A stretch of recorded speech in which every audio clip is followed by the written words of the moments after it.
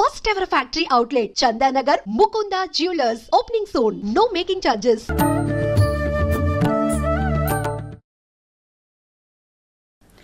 నమస్కారం, welcome to I dream. ధర్మ మార్గం విత్ విజిత కార్యక్రమానికి స్వాగతం. ప్రస్తుతం మనతో పాటు ఉన్నారు ప్రముఖ ఆధ్యాత్మికవేత్త, శ్రీ విద్యా ఉపాసకులు, ఎంతో మందికి మంత్రోపదేశం చేసిన గురువుగారు. ఆయన మంత్రోపదేశం కోసం, ఆయన ఉపాసన శిక్షణ ఇవ్వడం కోసం ఎంతో మంది ఎదురు చూస్తూ ఉంటారు. ఇప్పటికీ ఎంతో మందికి ఆయన ఇప్పటికే మంత్రదీక్షను ఇవ్వటం జరిగింది. ఇప్పుడు వారితో మాట్లాడి మనం మంచి మంచి విషయాలు తెలుసుకునే ప్రయత్నం చేద్దాం. వారే గురు కరుణామయ్య గారు. ఇప్పుడు వారితో మాట్లాడేద్దాం. నమస్కారం గురుగారు. నమస్కారం. బాగున్నారా? బాగున్నాను. మీరెలా ఉన్నారు? అమ్మదే వల్ల బ్రహ్మాండంగా అంతే. మీరు ఆ మాట అనగానే మళ్ళీ జోస్ వచ్చేస్తుంది. గురుగారు, చాలా మంది క్షేత్రాలకు వెళ్లేటప్పుడు తెలిసి తెలియక పొరపాట్లు చేస్తూనే ఉంటారు. అంటే వాళ్ళు పొరపాటు చేస్తున్నారని కూడా వాళ్ళకి తెలియని విధానమైన పోకడలో వాళ్ళు వెళ్తూ ఉంటారు. ప్రత్యేకించి తిరుపతికి వెళ్లేటప్పుడు చాలా రకమైన నియమాలు పాటించి వెళ్ళాలి. మనం ఏం చేసినా కూడా ఒక దైవనామ స్మరణ చెయ్యాలి అని చెప్పి అంటూ ఉంటారు. అయితే తిరుపతికి వెళ్లేటప్పుడు చేయకూడని విషయాలేంటి, చేస్తున్న పొరపాట్లేంటి? ప్రస్తుతం మీరు ఎన్నో చూసుంటారు ఇప్పటి వరకు అలాంటివి. దాని గురించి మాట్లాడాలనుకుంటున్నాను గురుగారు మీతో. మంచి టాపిక్. అసలు క్షేత్ర దర్శనం ఎందుకు చేస్తాము అనేది ఆలోచిస్తే ఈ సమస్యకి పరిష్కారం దొరికిపోతుంది. సంవత్సరం అంతా విసిగి వేసారుంటాం. మనకి ఫిజికల్, మెంటల్ స్ట్రెంగ్త్ చాలా కష్టం, ఏజ్తో తగ్గిపోతూ ఉంటుంది. ఈ సంసారంతో వేగలేకుంటాం. అలాంటి వాళ్ళకి ఒక రిలీఫ్ కింద ఉంటుంది క్షేత్రం. క్షత్ర అంటే నాశనం నుండి రక్షించేది. నేను పడిపోకుండా ఇది క్షేత్రమే. అవును, దేహం కూడా క్షేత్రమే. క్షేత్రపాలకుడు ప్రాణం, ఇలా చెప్పుకుంటే. ఇటువంటి శరీరాన్ని తీసుకెళ్లి ఒక క్షేత్రం అంటే అక్కడ చాలా మంది భక్తులు వస్తారు, గోవిందనామాలు చెప్తుంటారు. అటువంటి మంచి వాయుమండలంలో మనం వెళ్తే ప్యూరిఫై అయ్యి బయటకు వస్తాం. ఇందుకు వెళ్తున్నాం. కాకపోతే ఇక్కడ చేసి పొరపాటు ఏమిటంటే, క్షేత్ర దర్శనానికి నియమం ఏంటంటే, ఇంటి దగ్గర నుండి బయలుదేరినప్పటి నుండి తిరిగి వచ్చేంత వరకు అది క్షేత్ర దర్శనమే. ఇది మర్చిపోతున్నారు. ఓకే.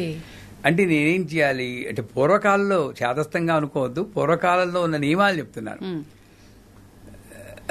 పూర్వకాలంలో మా అమ్మ నాన్నతో నేను వెళ్ళినప్పుడు కూడా మా అమ్మ చెప్పేది, గోవిందా గోవిందా అన్నారు. మా నాన్నగారు భుజం మీద కూర్చుని వెళ్ళేవాళ్ళు. నా చిన్నప్పుడు బాగుండదు. బోరు కొట్టినా సరే గోవిందా అనకపోతే కోప్పడివారు. గోవిందా గోవిందా గోవింద గోవిందా గోవిందా గోవిందా అని నడిచే ఎక్కివాళ్ళం. అప్పుడు బస్సులు కాస్ట్లీ, అంత డబ్బులు మా నాన్న దగ్గర ఉండేవి కావు. ఫ్యామిలీ అంతా నడిచే వెళ్తే పుణ్యం వస్తుందని నడిచి వెళ్ళేవాళ్ళం. సో బయలుదేరి దిగడిని వచ్చి దాకా నామస్మరణ ఎంత వీలైతే, పూర్తిగా చేయలేం, ఎంత వీలైతే అంత చేయడం ఒకటి. ఆ ట్రిప్పులో కనీసం శాంతం పాటించాలి. ఇంటి దగ్గర నుండి ఎంతమంది పాటిస్తున్నారు? అసలు రైలు ఎక్కడానికి టైం అయిపోతుంది, చెప్పినా వెళ్తున్నాను అది విసుక్కుంటూ ఎక్కుతున్నాడు ఈ మహానుభావుడు. అవునా కదా? రైల్లో వెళ్లి కొట్టుకుంటున్నారు, సీటు కొట్టుకుంటూ కేకలు. ఎక్కడుంది క్షేత్ర దర్శనం?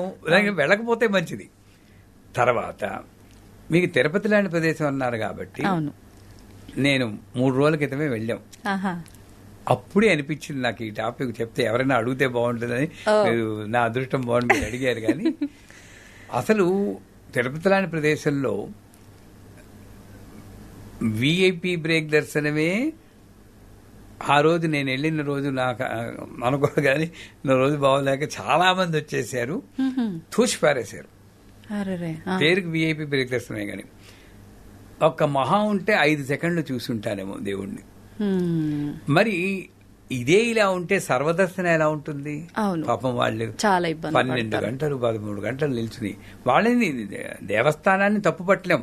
ప్రతి ఒక్కళ్ళని నేను గంటల తప్పనిపోతే ఎవరికీ దొరకదు. కాకపోతే నేనేమలా ఆలోచించాలి, అక్కడ ఉండేది నేను 5 సెకండ్లే కాబట్టి తెలివితేటలుగా నేను లైన్లో నిల్చున్న దగ్గర నుండి నామం మొదలెట్టుకోవాలి. అదంతా క్షేత్రమే. అవును. తిరుపతిలో ఆ వైకుంఠ ద్వారము ఏదో అంటే శుభదము అక్కడ అడుగు పెట్టిన దగ్గర నేను నీ స్థానానికి వచ్చేసాను ఆయన అనుకుని ఒక విష్ణు సహస్రనామం, ఒక లలిత సహస్రనామం, లేదా నమో నారాయణ, గోవింద గోవింద అనుకుని యువతల వాళ్ళకి డిస్టర్బ్ కలగకుండా, కొంతమంది కేకలు ఎట్టేస్తూ ఉంటారు, ఈ జపం చేసుకున్న వాడికి ఆ కేకల వల్ల డిస్టర్బ్ అవుతుంది, యువతల వాళ్ళకి డిస్టర్బ్ కలగకుండా చేసుకోవాలి. ఇది మానేసి మొన్న నేను వెళ్ళినప్పుడు ఏం చేశారంటే, బ్రేక్ దర్శనం అన్నది ఒక 2 గంటల్లో అయిపోతుంది. ఈ 2 గంటల్లో తినకపోతే కొంపలే మునిగిపోవు. వాళ్ళ ఉప్మావ ఏదో పెట్టింది, సర్వదర్శనం వాళ్ళకి 13 గంటలు వాళ్ళు ఉండాలి, తినాలి కాబట్టి ఈ మహానుభావులు అక్కడే పోనీ అక్కడ తినేసి వస్తారా, చేతులు కొడుకున్నా లేదు, అది పట్టుకుని లైన్ లో నిల్చోపోతే చోటు పోతుందనో ఏమిటో, అది పట్టుకుని ఈ లైన్ లో ఎంగిల్ చేత్తో ఇలా తింటూ కబుర్లు చెప్పుకుంటూ వచ్చారు. ఎంతవరకు సమంజసం? చాలా మంది చదువుకున్న వాళ్ళు. సో అది అలాంటి పనులు చేయకూడదు. అమ్మవారి ముందు, నాకు అమ్మవారే కాబట్టి ఆయన అమ్మవారే, అమ్మవారి ముందు వెళ్తూ ఎంగిల్ చేత్తో ఎలా వెళ్తామండి? చేయి కడుక్కో, తర్వాత మన లైన్ లో నుంచినప్పుడు నువ్వు ప్రాసెస్ లో ఉన్నావు కదా. అమ్మవారు ఇతర విషయాలు మాట్లాడకూడదు. కొంచెం జపం చేయవద్దు మాని, కనీసం వేరే విషయాలు మాట్లాడకూడదు, నిశ్శబ్దంగా ఉండాలి. దీనికన్నా ఘోరం ఏమిటంటే ఆ లైన్ లో అరుపులు కేకలతో తోపులు దెబ్బలాడుతున్నారు, ఫైటింగ్లు కూడా. నేను వచ్చాను, ముందుకెళ్ళ, నేను ఎక్కడ ఉన్నాను అని తోపుడు. ఎక్కడ వెంకన్నబాబు హర్షిస్తాడు చెప్పండి? వెంకన్నబాబు కదా, ఏ క్షేత్రానికి వెళ్ళినా ఇవన్నీ చేయకూడదు. తర్వాత వాళ్ళు ఏమిటి, విఐపి బ్రేక్ దర్శనానికి పంచె కట్టుకుని రమ్మంటారు. అది ఎందుకంటారు? వైదికంగా కుట్టిన బట్ట మీద ఉండకూడదు, అందుకోసం వాళ్ళు పంచ ఉత్తరీయం అంటారు. పోనీ నాకు అందలేదు, పంచ జుబ్బా వేసుకోండి. వీళ్ళేం చేస్తున్నారు, ప్యాంటు కొట్టుకుని ప్యాంటు మీద పంచ కొడుతున్నారు. ఎవరిని మోసం చేయాలని కదా. అవును, పైగా అక్కడ దర్శనం అవగానే టక్కమని ఇప్పేస్తున్నారు అంతే, ఆ గుమ్మం దాటక ముందే. అంటే పంచకొట్టుడు అక్కడ లైన్లో నిల్చోకోవడానికే కానీ శాస్త్రం మీద నమ్మకం కానీ వారి మీద గౌరవం కానీ వెంకన్నబాబు టీటీడీ వాళ్ళు పెట్టారంటే వెంకన్నబాబు పెట్టినట్టే అనుకోవాలి. వాళ్ళు ఎలా ఉన్నా సరే దాంట్లో లోపాలు ఉండొచ్చు, కానీ నేను ఆ ధర్మకర్తలంటే నాకు ధర్మకర్తకు దండం పెడతాను, వాళ్ళు పెట్టేది నాకు వేదం అనుకోవాలి, తప్పదు. అదే పెద్ద పరీక్ష. అంచేత ఆ పంచికొట్టులో మోసాలు చేయదు దయచేసి. తర్వాత లైన్లో దగ్గర ఒక 60% మనుషులు బొట్టు పెట్టుకోకుండా వచ్చారు. ఆ మహానుభావులు పెట్టుకోరు, వాళ్ళ పిల్లలు పెట్టుకోరు. నువ్వే పాటించను, నీ పిల్లలు ఏం పాటిస్తారు? దేవాలయానికి ఇందాక ఒకసారి వీడియోలో చెప్పుకున్నాం, షార్ట్లు వేసుకుని దీనికి బొట్లు పెట్టుకోకుండా రావడం తప్పని. మన హిందూ ధర్మం వేరే మతాల్లో చక్కగా పాటించేటప్పుడు మన మతంలో ఎందుకు పాటించకూడదు చెప్పండి? వాళ్ళని నేను పొగట్టం లేదు, మన మతంలోనూ పాటిస్తే మన మతం చాలా గొప్పది, ఇది కూడా పాటిస్తే 10 కాలాల పాటు దానికి గౌరవం మనం ఇచ్చుకోవాల్సిన బాధ్యత మన మీద ఉంది. ఇది ఒకటి అయిపోయిందా, చివరగా అక్కడికి వెళ్తాం.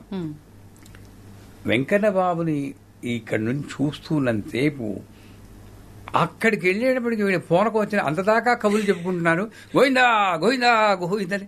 మన పీస్ ఆఫ్ మైండ్ కూడా పోగొడుతున్నారండి. అవును, అంతదాకా నువ్వు కబుర్లు చెప్పావా? అక్కడికి వచ్చి ఏం పోనకని అంటే అక్కడే ఉన్నాడు దేవుడు, ఇంకెక్కడ లేవు. మళ్ళీ అక్కడికి వెళ్ళి కళ్ళు మూసేసుకుంటున్నారు.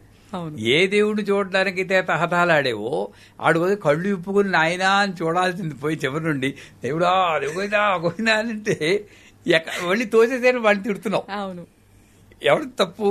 అంటే ఇక్కడ ఏం ఆలోచిస్తున్నారంటే దేవుణ్ణి చూడాలి, ఆయన రూపాన్ని కళ్ళల్లో నింపుకోవాలి అనే భావన కాదు. అంటే కళ్ళు మూసుకొని నా మనసులో ఉన్నాయన్ని టక టక టక టక టక ఆయన దగ్గర చెప్పేయాలి, గంట కొట్టినట్టు ఈ పోకడ. అది ఇంట్లో చేసుకోవచ్చు కదా, తిరుపతి నుంచి రావడం. ఇక్కడే ఉన్నాడు కదా దేవుడు. సరే, ఇక్కడ కొంచెం మరి తిరుపతి దేవస్థానం వాళ్ళు కోపం వస్తుందేమో కానీ ఆ వాలంటీర్ సేవాకర్తలు ఎవరో స్కార్ఫ్ వేసుకున్నారు, వాళ్ళకి ఇంతకు ముందు అయితే గోవిందా గోవిందా గోవిందా జరగాలమ్మా జరగాలమ్మా సున్నితంగా చెప్పారు. మరి ఇప్పుడు ట్రైనింగ్ ఇచ్చిన వాళ్ళ లోపమా వాళ్ళ అతి ఉత్సాహమా తెలియదు. నేను 71 ఏళ్ళు, నేను మామూలుగా నాకు నడవడానికి ఇక్కడ నుండి అక్కడికి వెళ్ళడానికి కొంత టైం పడుతుంది, మెల్లిగా నడుస్తున్నాను నేను లలిత సహస్రం చెప్పుకుంటూ. ఒక సేవాకర్త నాకు చెయ్యి పట్టుకుని బర్రమని లాగేసింది. అయ్యా, మా వాళ్ళు కొంచెం కోపడ్డారు, ఏమ్మా ముసలాయన ఆయన పట్టుకుని లాగేస్తే ఏమిటి? వాళ్ళు ఎంతసేపు మీకు అక్కడ చూస్తే వీడియో చూస్తే మీకు తెలుస్తుంది. ఈవో చైర్మన్ ఆ వీడియో ఒకసారి చూడాలి. ఇలా పట్టుకుని లాగడమే. అంత చేయాల్సిన పని మాత్రం అక్కడ లేదమ్మా. అతి ఉత్సాహం చూపిస్తున్నారు వాళ్ళు. ఒక ఆవిడైతే కింద పడిపోయింది, మెల్లిగానే అదే ఎవరిని లాగాలి, అక్కడే నిల్చుని అలాగే మామూలుగా నడుస్తున్న వాళ్ళని లాగాల్సిన పని ఏమిటి అక్కడ?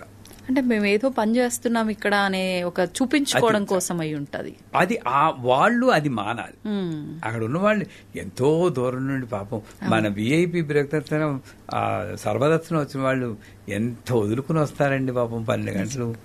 అలాగని గంటల తప్పని తొయ్యకండి వాళ్ళు. మామూలుగా నడుస్తున్న వాళ్ళని తొయ్యాల్సిన అవసరం లేదు. వెళ్ళాం అందరికీ దర్శనం కావాలి. ఆ సున్నితత్వం వెంకటబాబు ముందు ఆయన సాత్విక స్వరూపం. నేను సాధ్యమైనంత వరకు ఎంత కోపం వచ్చినా సాత్వికంగానే ఉండాలి. అక్కడ అరుపులు కేకలు, కింద తిరుచానూరు టెంపుల్ వస్తే ఆ ఏఈఓ ఎవరోట ఆయన అయితే కొట్టబోయేడు ఎవరినోను, అంత కేకలు. ధర్మకర్త అయితే ఎంతలా ఉండాలి, ఎంత శాంతంగా ఉండాలి. ఏమిటి ఇంతకీ వాళ్ళు చేసిన తప్పు? ఒక 8 మంది ఉన్నారు, వెనకాతల వాళ్ళని పంపించి మేమందరం గ్రూప్గా వెళ్తా ఉన్నారు. ఇక్కడ అధికారులకి డ్యూటీ పాటించాలి అన్న నియమం కన్నా అహంకారం, నేను చెప్పింది వాడు వెంటనే లేదు అనేది బాగా కనబడింది అక్కడ. వాస్తవం గురుగారు. ఇది ఈ ఒక్క తిరుపతిలోనే కాదు, చాలా క్షేత్రాలలో చూస్తున్నాం. నేను చెప్పింది వినాలి అంతే. అక్కడ దాంట్లో అర్థం ఉండే వాళ్ళు చెప్పింది కరెక్ట్. 8 మంది ఒకసారి వెళ్తాను, 4 వెళ్ళిపోయినారు ఉంటే ఎవరైనా రేపొద్దున నీ ఫ్యామిలీ వెళ్ళినా కూడా అలాగే ఉంటుంది కదా. ఆ ఏఈఓకి గుర్తులేదు. నేను అట్లా కూడా రేపొద్దున యూట్యూబ్ లో నీ గురించి చెప్తాను కోపం వచ్చింది కదా. ఎందుకంటే ఎవరో ఒకళ్ళు దానికి చెప్పాలి కదా. అవును అవును. అంత కసిగా వ్యంజన దాళ్ళు ఇంకోళ్ళు చెప్పడం, వాళ్ళు వచ్చి మీద చెప్పడం, అది తప్పు. వాళ్ళు ఆలయకర్తలు అలా చేయకూడదు. తర్వాత దేవాలయానికి వెళ్ళినప్పుడు మొక్కులు ఇస్తూ ఉంటారు, తలనీలాలు. ఒక్కడు గుర్తుంచుకోవాలి, మొక్కులు ఇచ్చేవాళ్ళు మన కేశాలు అమ్ముకుని ఆ డబ్బుతో బతకాల్సిన కర్మ ఆ వెంకన్నబాబు పట్టలేదు. ఇది డబ్బుల కోసం ఇచ్చేది కాదు. ఎందుకోసం ఇస్తున్నాను నేను తలనీలాలు? ఇది గుండు గీసేసుకున్నప్పుడు కొంచెం వికృతంగా కనబడతాం మనం. ఆ అహంకారాన్ని తగ్గించుకుని నేను ఎలా ఉన్నా సరే పర్వాలేదు, భగవంతునికి ఇచ్చాను అని తాదాత్మ్యం కోసం నువ్వు చేస్తున్నావు. వీళ్ళు ఏం చేస్తున్నారు, దాన్ని క్యాప్ పెట్టుకోవడం, ఓ మఫ్లర్ కట్టుకోవడం. కొంతమంది మగాళ్ళైతే మేసం గడ్డం ఉంచుకుంటారు. ఇది మాత్రం నేను స్టైల్ పోకూడదు మరి. అవును అవును. మరి తప్పే కదా అది. నువ్వు పర్పస్ ఆఫ్ మొక్కు ఏమిటి? అవును, నీ అహంకారాన్ని తగ్గించుకోవడం కోసం చేస్తున్నావు. అంటే ఈ అహంకారం అలంకరణే వస్తుంది కాబట్టి ఆ కాసేపు కొన్ని రోజులు నువ్వు వికారంగా కనబడినా ఎవరు ఏమనుకున్నా పర్వాలేదు అనేది ఇది ఒకటి. తర్వాత చివరిగా వస్తే దేవాలయంలో ఇక్కడ కూర్చుని కొంతసేపు కూర్చుని భగవన్ నామ స్మరణ చేసుకోబడుతుంది శాస్త్రం.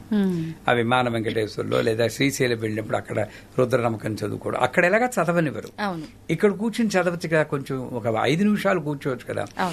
అక్కడ కూర్చోమన్నదే వాళ్ళకి అర్థం అవుతుంది కానీ కూర్చుని ఏం చేయాలో వాళ్ళకి అర్థం అవ్వట్లేదు. కూర్చుని అబ్బా చాలా రష్ బాబోయ్, ఇంకెప్పుడు రాకూడదు, అందుకే ఇంకెప్పుడు రాకూడదు, ఏ క్షేత్రానికి రాకూడదండి బాబా తోసేస్తున్నారని తిట్టుకుంటూ కూర్చుంటున్నారు అక్కడ. ఇంకొకటి ఏంటంటే ఇప్పుడు వెంకన్నబాబుకు పూజలు చేసేది ఎవరు? 3 పూటలను పూజలు చేస్తున్నారు.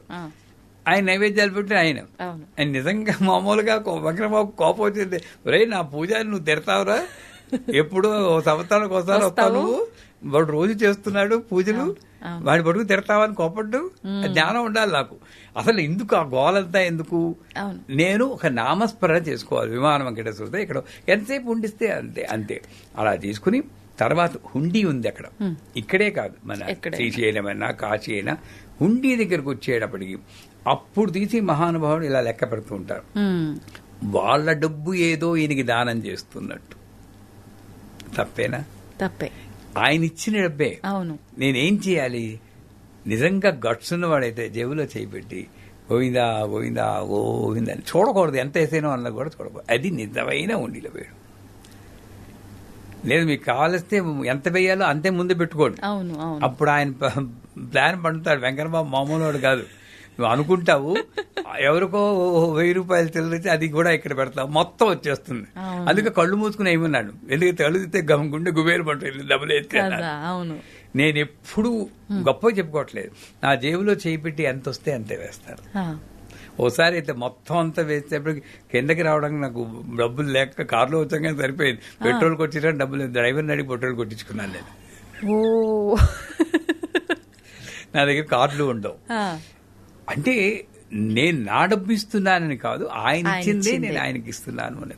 ఇలాగా మొదలెట్టిన దగ్గర నుండి చివరి దాకా మనం కానీ ఆ లైన్లో నిలిచినప్పుడు ధ్యానం కానీ, కూర్చుని ధ్యానం కానీ, ఉండిలో వేసినప్పుడు ఈ భావన కానీ ఇలా చేసుకుంటే ప్రతి ఒక్కసారి చేస్తే చాలు క్షేత్ర దర్శనం.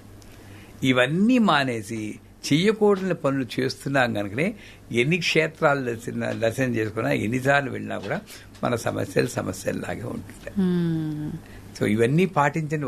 ఒక్క క్షేత్రాన్ని ఇలాగ పాటించమనండి, తప్పకుండా మీ వాళ్లే కమెంట్ చేస్తారు, చాలా బాగుందండి, సమస్యలన్నీ తీరిపోయాయి. అందులో సత్యం.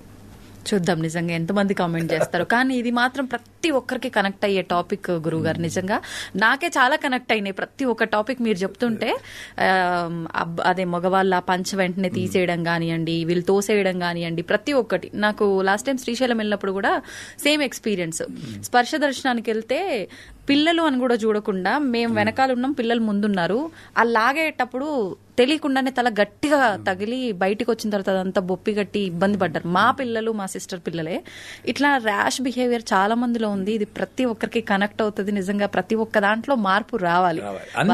అందరూ వాళ్ళ ఒక్కరే కాదు, ప్రతి ఒక్కరు డ్యూటీ చెయ్యాలి. కానీ ఇంత దురుసుగా చేయాల్సిన నెసెసిటీ లేదు. అహంకారాన్ని తగ్గించుకుని ధర్మం పాటించాలన్న నిబద్ధతతో వాళ్ళు అధికారులు ఉండి, వీళ్ళు కూడా భక్తులుగా నా ధర్మం పాటించాలంటే ప్రతి క్షేత్ర దర్శనం ఒక మణిద్వీప దర్శనం అవుతుంది. నిజంగా ఇక్కడ లోపం జరుగుతుంది. ఇప్పుడు మనం చెప్పాం కాబట్టి ఆ లోపాన్ని సరిదిద్దుకునే ప్రయత్నం ప్రతి ఒక్కరు చేయాలని కోరుకుందాం.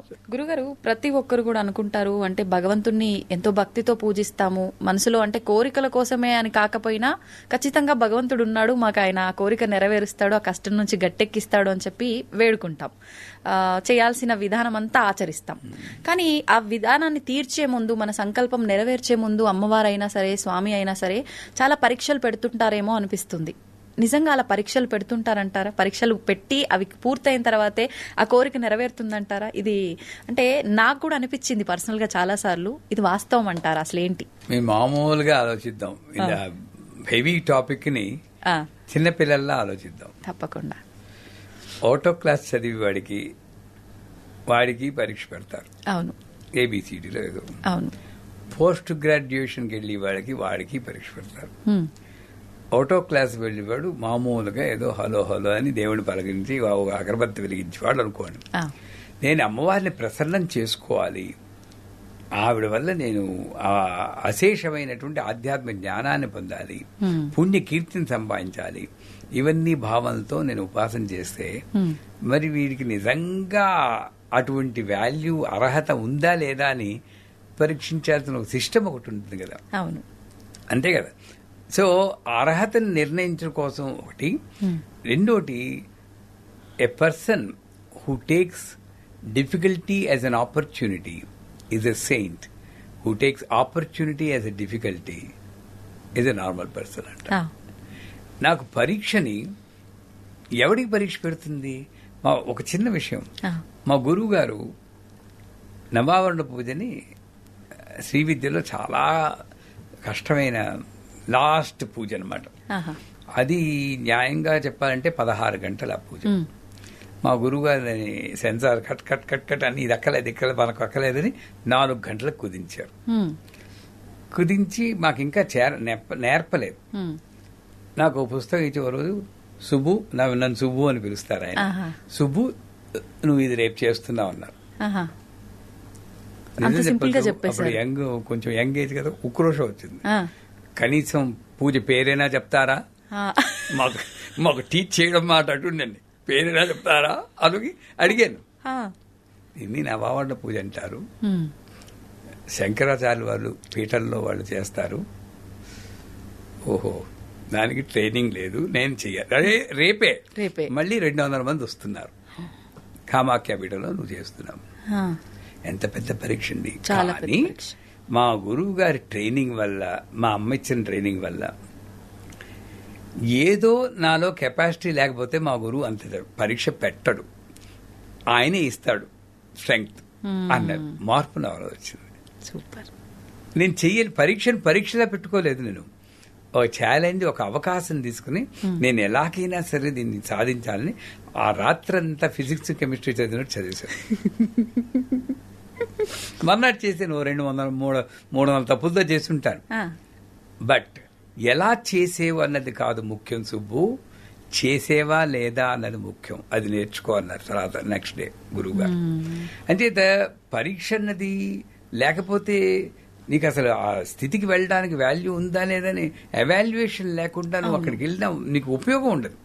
ఇప్పుడు రామదాసే ఉన్నాడండి, రామదాస్ లైఫ్ మామూలుగా గుడి కట్టేశారు అనుకోండి, ఎక్కడైనా ఇంత గుర్తుంచుకోరు కదా. ఎంతో మంది గుళ్ళు కట్టారు. ఎందుకు గుర్తుంచుకుంటున్నాం? తానీషా అతను జైల్లో పెట్టి ఫాట్ పని కొట్టి, మరి అది పరీక్ష కదండి. పైగా ఈయనేమో పిలుస్తుంటే ఈయనకి దర్శనం ఇవ్వకుండా వెళ్ళి తానీషాకి దర్శనం ఇచ్చాడు. అక్కడ మళ్ళీ ఇంకో పరీక్ష. ఆ పరీక్షలో ఒకసారి బ్యాలెన్స్ తప్పి ఎవడబ్బా సొమ్మని కులుకుతూ ఉన్నావు నోరు దారి అనేసాడు. అనేసి వెంటనే గుర్తొచ్చి దెబ్బల కోరవలేక అబ్బా అని పిలిచాను ఎవరుకోక ఆయన పోయి అంత చనువు ఉండేది ఆ తరంలో. భగవంతుడంటే ఒక ప్రత్యేక రూపం కాదు, నాలో ఒక భాగం అన్న ఆ క్లోజ్నెస్ ఉండేది.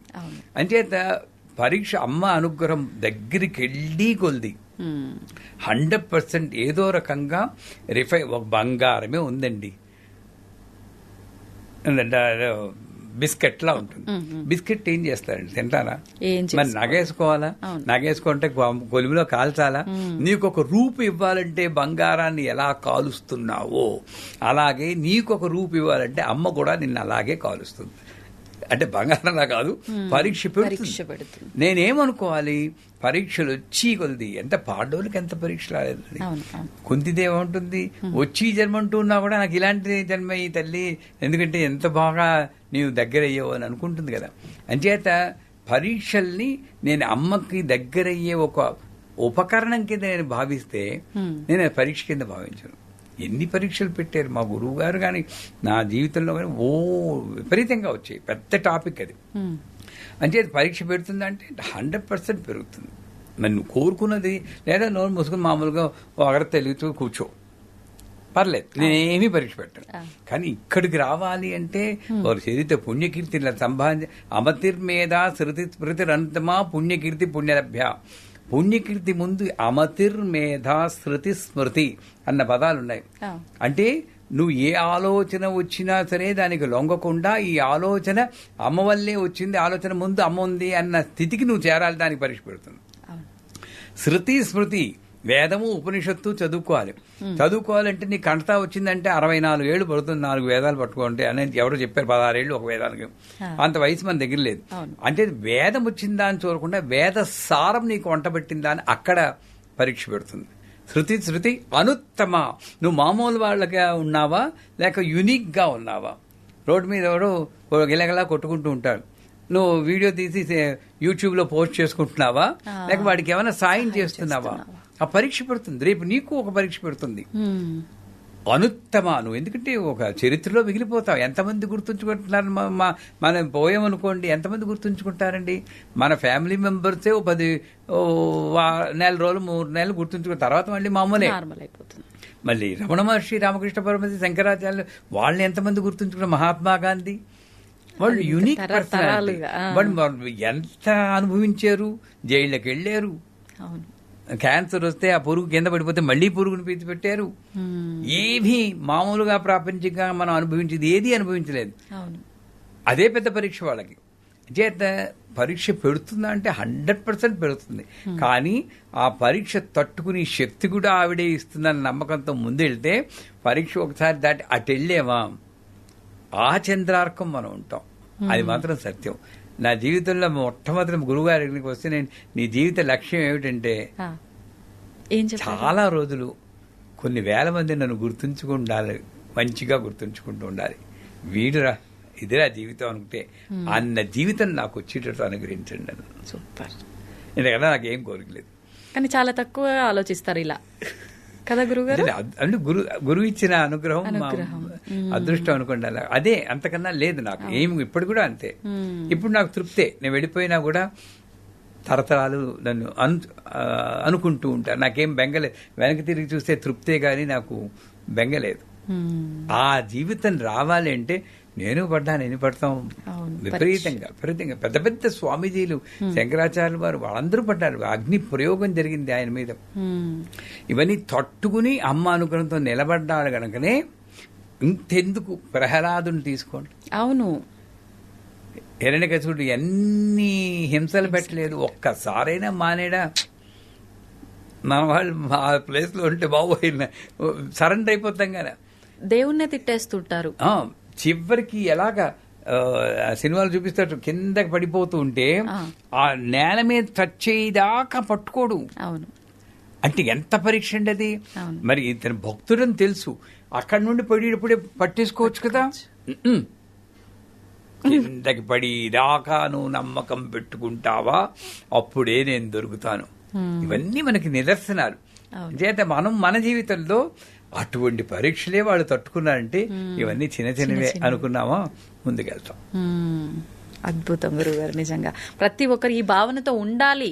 నిజంగా ఇప్పుడు ఇది వినగానే అనిపిస్తుంది వెంటనే ఇది పాటించాలి, ఇలాగే ఉండాలి అని. మరో క్షణం నార్మల్ ఇలా అయిపోతుంది. అందరూ శ్మశాన వైరాగ్యం, ప్రసూతి వైరాగ్యం, పురాణ వైరాగ్యం, ఇలా వైరాగ్యాలు ఉండకుండా నిజమైన వైరాగ్యం మనం అలవర్చుకోవాలి అని ఒక దృఢ సంకల్పం ఉంటే చాలు. ఆవిడ అనుగ్రహంతో అదే వచ్చేస్తుంది. గురుగారు, పండుగలు నిజంగా పండుగలు అంటే అదొక గొప్ప పర్వదినం మనందరికీ కూడా. ఒకప్పటి కాలంతో పోలిస్తే ఇప్పుడు పండుగలు అసలు పండుగల్లా జరగట్లేదేమో అని అనిపిస్తుంది. నిజంగా ఒకప్పుడు పండుగలు అంటే మా చిన్నతనంలో అమ్మమ్మలు, తాతయ్యలు, పెద్దవాళ్ళందరూ ఉండి ఆ స్నానం చేసే విధానం దగ్గర నుంచి, వంటలు చేసుకునే దగ్గర నుంచి ప్రతి ఒక్కటి, దీపారాధన కానివ్వండి, ఆలయానికి వెళ్ళటము, కొత్త వస్త్రాలు ధరించటము, ప్రతి ఒక్కటి చాలా ఆనందంగా ఉండేది. ఎందుకంటే అందరితో కలిసిమెలిసి ఉండేది కాబట్టి. కానీ ఇప్పుడు అలా కాదు. పండగ అనంటే ఏదో నచ్చింది వండుకున్నామా, లేదంటే ఆ రోజు కూడా ఆర్డర్ పెట్టుకునే వాళ్ళు చాలా మంది ఉన్నారు. కాసేపు ఏదో వెళ్ళాలి కాబట్టి పండగన ఆలయంకి వెళ్ళొచ్చామా, ఈ పోకడకి వెళ్ళిపోయింది. అయితే ఇప్పుడు మనకు ఉగాది రాబోతోంది, నూతన సంవత్సరం మన తెలుగు వారందరికీ కూడా. మన కొత్త సంవత్సరం వస్తుంది అని అంటే ఆ పండగని పండగలా భావించి ఏదో వండుకున్నామా, పండగ అంటే పిండి వంటలు, కొత్త బట్టలు, ఇదే కాకుండా ఉగాది అనగానే ఏదో ఒక మార్పు, మనలో మార్పు మొదలవ్వాలి, పాతది వదిలిపెట్టి మనలో ఉన్న చెడు ఏదైనా వదిలిపెట్టి కొత్తదాన్ని ఆహ్వానించాలి అని చెప్పి అంటూ ఉంటారు. ఏ రకంగా ఉండాలి అసలు ఈ ఉగాదిని మనం ఎలా ఆహ్వానించాలి, ఆ రోజు ఆచరించాల్సిన విధి విధానాలేంటి? ఇంకో 10 రోజుల్లో వస్తుందా, 30వ తారీఖు ఉగాది, విశ్వావసునామ సంవత్సరం. దాని గురించి ఇప్పుడు మాట్లాడకూడదు, శాస్త్ర ప్రకారం ఉగాది రోజునే మాట్లాడాలి. కాకపోతే ప్రతి సంవత్సరం ఎన్ని పండగల్లో మా అమ్మగారు మాకు చేసేది ఏంటంటే పొద్దున్నే లేవాలి, సూర్యోదయం ముందరే. అవును, లేచి అభ్యంగన స్నానం అంటే తలకి నూనె పెట్టుకుని ఒళ్ళంతా నూనె రాసుకోవాలి. ఈ నూనె రాసుకున్నందువల్ల ఆ రాసేటప్పుడు ఇలా రాసేది మా అమ్మ. అది మసాజ్ కింద అనిపించింది, కానీ ఇప్పుడు అనిపించింది ఆ నూనె ప్లస్ ఈ స్పర్శ వల్ల లోపల టాక్సిక్ ఎలిమెంట్ చాలా తగ్గిపోతాయి. మీరు ప్రతిరోజు అభ్యంగన చేస్తే ఫ్రెష్గా ఫీల్ అవుతారు. కళ్ళలో పడిపోయేది, అయినా సరే ఫ్రెష్గా ఫీల్ అయ్యేవాడు. తర్వాత నలుగు పెట్టుకుంటారు. ఈ నలుగు రాసేసి ఇదంతా పోయేటప్పుడు మాకు తెలిసి కాదు, ఇప్పుడు అర్థమవుతుంది. నలుగు అంటే నాలో నన్ను ఆవరించుకున్న కుళ్ళంతా పోతుంది అన్న ఉద్దేశంతో ఆ నలుగు పెట్టుకుని, ఈ రోజుల్లో నలుగు పెట్టుకుని నూనె రాసుకుని స్నానం చేసి వాళ్ళు తక్కువైపోయారు. ఒప్పుకుంటారా? ఒప్పుకుంటా. అసలు సంవత్సరానికి ఒకసారి కూడా చేయని వాళ్ళు ఉన్నాం. ఆ రోజుల్లో ప్రతి పండక్కి నేను కూడా చేయట్లేదు, అందరినీ అన్నందుకు నేనే ఏదో పండక్కి ఒకసారి చేస్తాం, అభ్యంగన స్నానం చేస్తాం. నలుగు పెట్టుకునేంత ఓపిక టైం లేదు మనకి, బిజీ లైఫ్ అయిపోయింది. కానీ పండగ రోజు, ఉగాది పండుగ రోజు వస్తున్నా కాబట్టి ఈ ఉగాది నుండి కొత్త జీవితాన్ని మొదలెడదాం అన్న సంకల్పం మీరు ఇందాక చెప్పినట్టు. ఎందుకంటే ఒక బిజినెస్ ఉందనుకోండి, మన లైఫ్ కూడా ఒక బిజినెస్, మనో వ్యాపారం. మామూలు బిజినెస్ లో మార్చి 31కి వచ్చేటప్పుడు బ్యాలెన్స్ షీట్ అని వేస్తాం. వేచి ఎక్కడ లాస్ వచ్చింది, ఏ డిపార్ట్మెంట్ లో లాస్ వచ్చింది, ఏ డిపార్ట్మెంట్ లో ప్రాఫిట్, ఏ డిపార్ట్మెంట్ ఇంకా ఇంక్రీజ్ అవ్వచ్చు, ఇవన్నీ చూస్తాం. అలాగే ఉగాది నాడు పురాణాలు అవన్నీ అందరూ చెప్తారు, అవి వినాలి. కానీ వాటిని మన జీవితంలోకి బ్రహ్మ ఈ రోజే సృష్టి మొదలెట్టారు అవన్నీ పక్కన పెట్టండి, విని మామూలుగా హృదయంగా ఉంటుంది. కానీ ఎలాగైతే ఒక బిజినెస్ లో నేను బ్యాలెన్స్ షీట్ చేసుకుంటానో, ఈ రోజు వెనక్కి తిరిగి చూసుకుని గత సంవత్సరం అంటే క్రోధినామ ఈ రోజంటే ఆ రోజు చెప్తున్నాను, క్రోధినామ సంవత్సరంలో నేను ఎలా బిహేవ్ చేశాను, దానివల్ల ఏం అనుభవించాను, ఈ సంవత్సరం నాకు అలాగ బిహేవ్ చేయాలి, ఇలా బిహేవ్ చేయకూడదు, ప్లస్ మైనస్ రెండు నిర్ణయం తీసుకోవాలి. కానీ నేనేం చేస్తున్నాను, వెనకటి మర్చిపోయి మళ్ళీ ఆదాయ వ్యయాలు, రాజభోజ అవమానాలు, కందాయ ఫలాన్ని ముందుదే ఊహిస్తున్నాను. ఇక వర్తమానం ఎగిరిపోయింది, అన్ని ఎగిరిపోతున్నాయి. నేను అనేది ఏంటంటే, నేను చేసుకున్న కర్మే నేను అనుభవిస్తున్నాను. కర్మ నేను తగ్గించుకోగలను, పూర్తిగా వైప్ అవుట్ చేయలేను. అంటే ఉగాది నాడు మొట్టమొదటి అభ్యర్థన స్నానం చేశాక ఉగాది పచ్చడి అని ఒకటి తయారు చేస్తారు. మన తెలుగు వాళ్ళల్లో, మన హిందువుల్లో పర్టికులర్గా తెలుగు వాళ్ళలో ఉన్న గొప్పదనం అంటే ఈ పచ్చడి మన దీంట్లోనే ఉంది, మిగతా వాళ్ళకి ఎక్కువగా లేదని అనుకుంటున్నారు. ఆ ఉగాది పచ్చడి కాకపోతే అది కూడా మళ్ళీ ప్రాబ్లం తెస్తుంది మనకి. ఉగాది పచ్చడి ఏం చేస్తున్నారు, దాంట్లో వేప పువ్వు, అరటిపండు, చెరుకు ముక్కలు, బెల్లము, చింతపండు, కొత్త చింతపండు అన్ని వేసి చేస్తారు.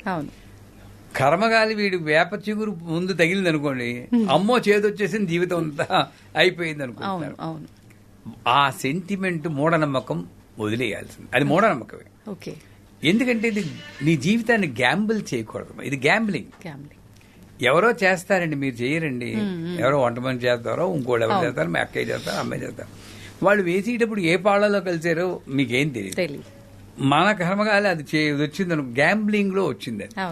నీకు అంతకీ అలాంటి సెంటిమెంట్ ఉంటే ముందే వెళ్ళి, అమ్మ చెరుకు ముక్కలు, బెల్లం ముక్కలు కాస్త ఎక్కువ వేయదల్లి, ముందు నాకు తీపి రావాలనుకుంటే కొంతవరకు పర్వాలేదు.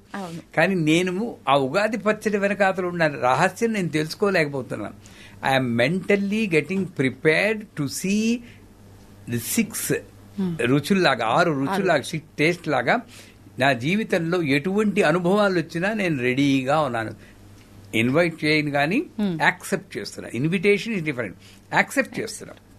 అంచేతే భగవంతుని తలుచుకుని కృష్ణార్పణం అనుకుని ఆ ఉగాది పచ్చడి, అక్కడ టేస్ట్ కూడా మీరు చూడడానికి వీల్లేదు. అసలు ఎలాగైతే షడ్రుచులు ఇది ఇంట్లో ఉందో నా జీవితంలో దొరుకుతుంటాయి. కాకపోతే పంచాంగ శ్రవణం అని చేస్తారు. పంచాంగ తేదీ వార నక్షత్రాలతో కూడుకుని వాళ్ళు లెక్కలు కడతారు. ఎందుకు వస్తుందో తెలియదు, నాకు ఇప్పటికీ అర్థం కాదు. ఒక పంచాంగానికి ఇంకో పంచాంగానికి అంత పొంతం ఉండట్లేదు. బట్ వాటి జోలికి మనం వెళ్ళం. కానీ ఏదో ఒక పంచాంగ నమ్మకం మీద ఉంటుంది. ఆ పంచాంగం తీసుకుంటే దాంట్లో ముందు నేను చూడాల్సింది ఏమిటంటే, దేశానికి ఏమవుతుంది, రాజెవడు, మంత్రి ఎవడు, సత్యపాలకుడు ఎవడు, అంటే నాకేంటి నా ఓన్ పర్సనల్ కన్నా కూడా నేను దేశాన్ని గురించి ఆలోచించాలని పంచాంగం చెప్తుంది. మనం ఏం చేస్తున్నాం, టకటకటకటగా వెళ్ళి ఆదాయ ఫలాలు, రాజపూజాలకు వెళ్ళిపోతున్నాం. కానీ చదవాల్సిన పద్ధతిలో నువ్వు ముందు అక్కడ, తర్వాత నెక్స్ట్ వస్తుంది గ్రహణాలు. ఈసారి సంపూర్ణ సూర్య చంద్రగ్రహణం, పార్షిక చంద్రగ్రహణం ఉంది. ఆ గ్రహణం ఎప్పుడు వస్తుందో ఆధ్యాత్మిక జీవితంలో ఉన్నవాడు తెలుసుకుని, ఎందుకంటే గ్రహణ సమయంలో మంత్రజపం చేస్తే లక్షలు అవుతుందంటారు. అది నదీ ప్రాంతంలో, ఒక నది అయినా సరే, మేము అమెరికాలో ఉన్నప్పుడు సముద్రం దగ్గరికి వెళ్ళిపోయేవాళ్ళం, అక్కడ కూర్చుని జపం చేసేవాళ్ళం. ఏది మనకి ఇప్పుడు ఈ హైదరాబాద్ లో ఏముంటుంది, నదులు, మూసీ నది ఒకటే ఉంది, అక్కడ కూర్చున్నా కష్టం. ఇప్పుడు బాగుందో లేదో తెలియదు, కానీ ఎలా ఉందో నాకు తెలియదు. వీలు కానప్పుడు ఒక బకెట్ నీళ్ళైనా పెట్టుకోమంటుంది దగ్గర, అలా పెట్టుకుని చేయమంటుంది గ్రహణ సమయంలో. అందువల్ల గ్రహణ సమయాలు ఎలా ఉన్నాయో చూసుకోవాలి. చూసుకున్న తర్వాత అప్పుడు ఈ రాజ్యభోజ అవమానాలు, అందాయ పదాలకు వెళ్ళారు. నా పర్సనల్ ఒపీనియన్లో నేను చెప్పేది ఏంటంటే, నాది అశ్విని నక్షత్రం. అంటే ప్రతిసారి నేను గురువు కాబట్టి పంచాంగ శ్రవణం, నేను జ్యోతిష్కుని కాకపోయినా నాకు తెలియదు, శాస్త్రం గురించి తెలియదు. అయినా మా శిష్యులు అడుగుతారు కాబట్టి చదవాలి పంచాంగ శ్రవణం. చదివినప్పుడు నాది చదువుకుంటా. చదివినప్పుడు ఆ అదృష్టం బాగుండి ఆ సంవత్సరంతో బాగుంది అనుకోండి, అది మందే. కర్మకాలు సున్నాలు నాది కాదు. ఎందుకంటే 10 మందిలో 8 మందికే చదువుతూ ఆ 2 నేనే. వెరసి నువ్వు ఏం చేస్తావు, నువ్వు సుఖంగా ఆనందంగా ఉండాలి తప్పితే 10 నెంబర్లు వాళ్ళు రాశారని ప్రింటింగ్ మిస్టేక్ ఉండొచ్చు, పొరపాటుని ప్రింట్ చేసి వాడు 6 బదులు 0 వేయొచ్చు, వీడు ఆ 0 పట్టు బాబోయ్ నా జీవితం అయిపోయింది ఆయన అని మేనిఫెస్ట్ చేస్తూ నెగటివిటీని తెప్పించుకుంటాడు. ఇది బాగా ఇది విన్న తర్వాత ఇంకా నమ్మని కాదు, పాజిటివ్ గా ఉంటే నమ్మండి, నెగిటివ్ గా ఉంటే బాధపడకుండా దానికి ఒక పరిహారం సుబ్రహ్మణ్య స్తోత్రం అది చేయండి. మళ్ళీ అది చేసినందువల్ల ఏంటి, నాకు పుణ్యం వస్తుంది, ఆ పుణ్యం సంపాదించుకోండి. అంటే నేను జాతకాలన్నీ పంచాంగాలు వేస్ట్ అని నేను నాస్తికుని కాదు, వాళ్ళు మహానుభావులు. కానీ నా జీవితాన్ని ఆ అంకెల మీద ఆధారం చేసుకుని నేను బతుకు బస్టాండ్ చేసుకోను. నా బాగోలేదనుకోండి, సరే ఏం చెప్పారు వాళ్ళు, చేస్తే పోరా, దాన్ని సాల్వ్ చేస్తుందో లేదో అమ్మ చూసుకుంటుంది. నాకు ఇంకో ఎక్స్ట్రా పూజ వచ్చింది, దాంట్లో ఏముంది, అంతే పుణ్యం వస్తుంది అనుకుని ముందుకు వెళ్ళిపోవాలి తప్పితే ప్రతి నెల ఈ నెల మీకు భార్య భర్తల మధ్య విభేదాలు వస్తాయి, ఆ విభేదాలు వస్తాయి అన్నాడు కాబట్టి దెబ్బలాడుతూ ఉంటాడు వీడు. అది నిజం చేయడం కోసం దెబ్బలాడుతూ ఉంటారు కొంతమంది. ఇవన్నీ మానేసి పంచాంగ శ్రవణం సరిగ్గా ఎందుకోసం వచ్చిందో అది వినేసి, అది కూడా పూర్వకాలంలో అయితే పండితులు కూర్చుంటే చుట్టూరా కూర్చుని వినేవారు. ఇప్పుడు అది లేదనుకోండి, ఎలాగో అలా విని. ముఖ్యమైనది ఏంటంటే అప్పుడు వసంతకాలం, చక్కగా మీలాగా అలా అలంకరించుకోవాలి, ఎప్పుడు అలాగే ఉండాలి. ఆ రోజైనా కనీసం అలంకరించుకుని ఒకసారి ఈ జీవితం అంతా నేను ఆనందంగానే ఉంటాను ఎలా ఉన్నా సరే అని చెప్పి, వసంతకాలంలో కొత్త చిగుళ్ళు, వేప చిగుళ్ళు, కొత్త మామిడి చాలా బాగుంది, నాకు చాలా ఇష్టం. అలాగ నాలో కొత్త భావాల్లో ఒక నూతన ఉత్సాహం రావాలి. సంగీతము, సాహిత్యము, నాట్యము, లలిత కళలందు ప్రవేశం ఉన్న వాళ్ళు ఆ కళల్ని మనం ఒక్కసారి ఉపాసన చేసుకోవాలి. చేసుకుని పాటపాడు మన ట్రెడిషనల్ డ్రెస్ లో ఉండాలి. ఆడపిల్లలు లంగా ఓణీలు వేసుకోవాలి, పరికిణీ జాకెట్ వేసుకోవాలి, పెద్దవాళ్ళు చీర కట్టుకోవాలి. ఆ ట్రెడిషన్ కనీసం ఉగాది రోజైనా పాటిద్దాం. నిజంగా అలంకరణ ఇది బోసిగా ఉండకూడదు, ఇది బోసిగా ఉండకూడదు, ఇది బోసిగా ఉండకూడదు, కాళ్ళకి పట్టీలు పెట్టుకోవాలి. ఒక్కరోజైనా పాటిస్తే, ఆ సంవత్సరం అంతా పాటిస్తే మరీ మంచిది, ఒక్కరోజైనా ఉగాది కాబట్టి అది పాటిస్తే ఆ దాంట్లో ఉన్న ఎనర్జీ ఒక్కసారి అనుభవిస్తే ఏమో అదృష్టవతి మళ్ళీ మార్పు రావచ్చేమో చెప్పలేం. ఇంకొక ముఖ్యం ఏంటంటే సాత్విక చింతనకి, వసంతకాలం అంటే సాత్విక చింతనకి. ఈ వసంత నవరాత్రులను మేము మా పీఠంలో చేస్తాం. గుప్త నవరాత్రులు 4 ఉన్నాయి. 30వ తారీఖు నుండి ఏప్రిల్ 7 వరకు వసంత నవరాత్రులను చేస్తాం. లలిత నవరాత్రులు అంటాం.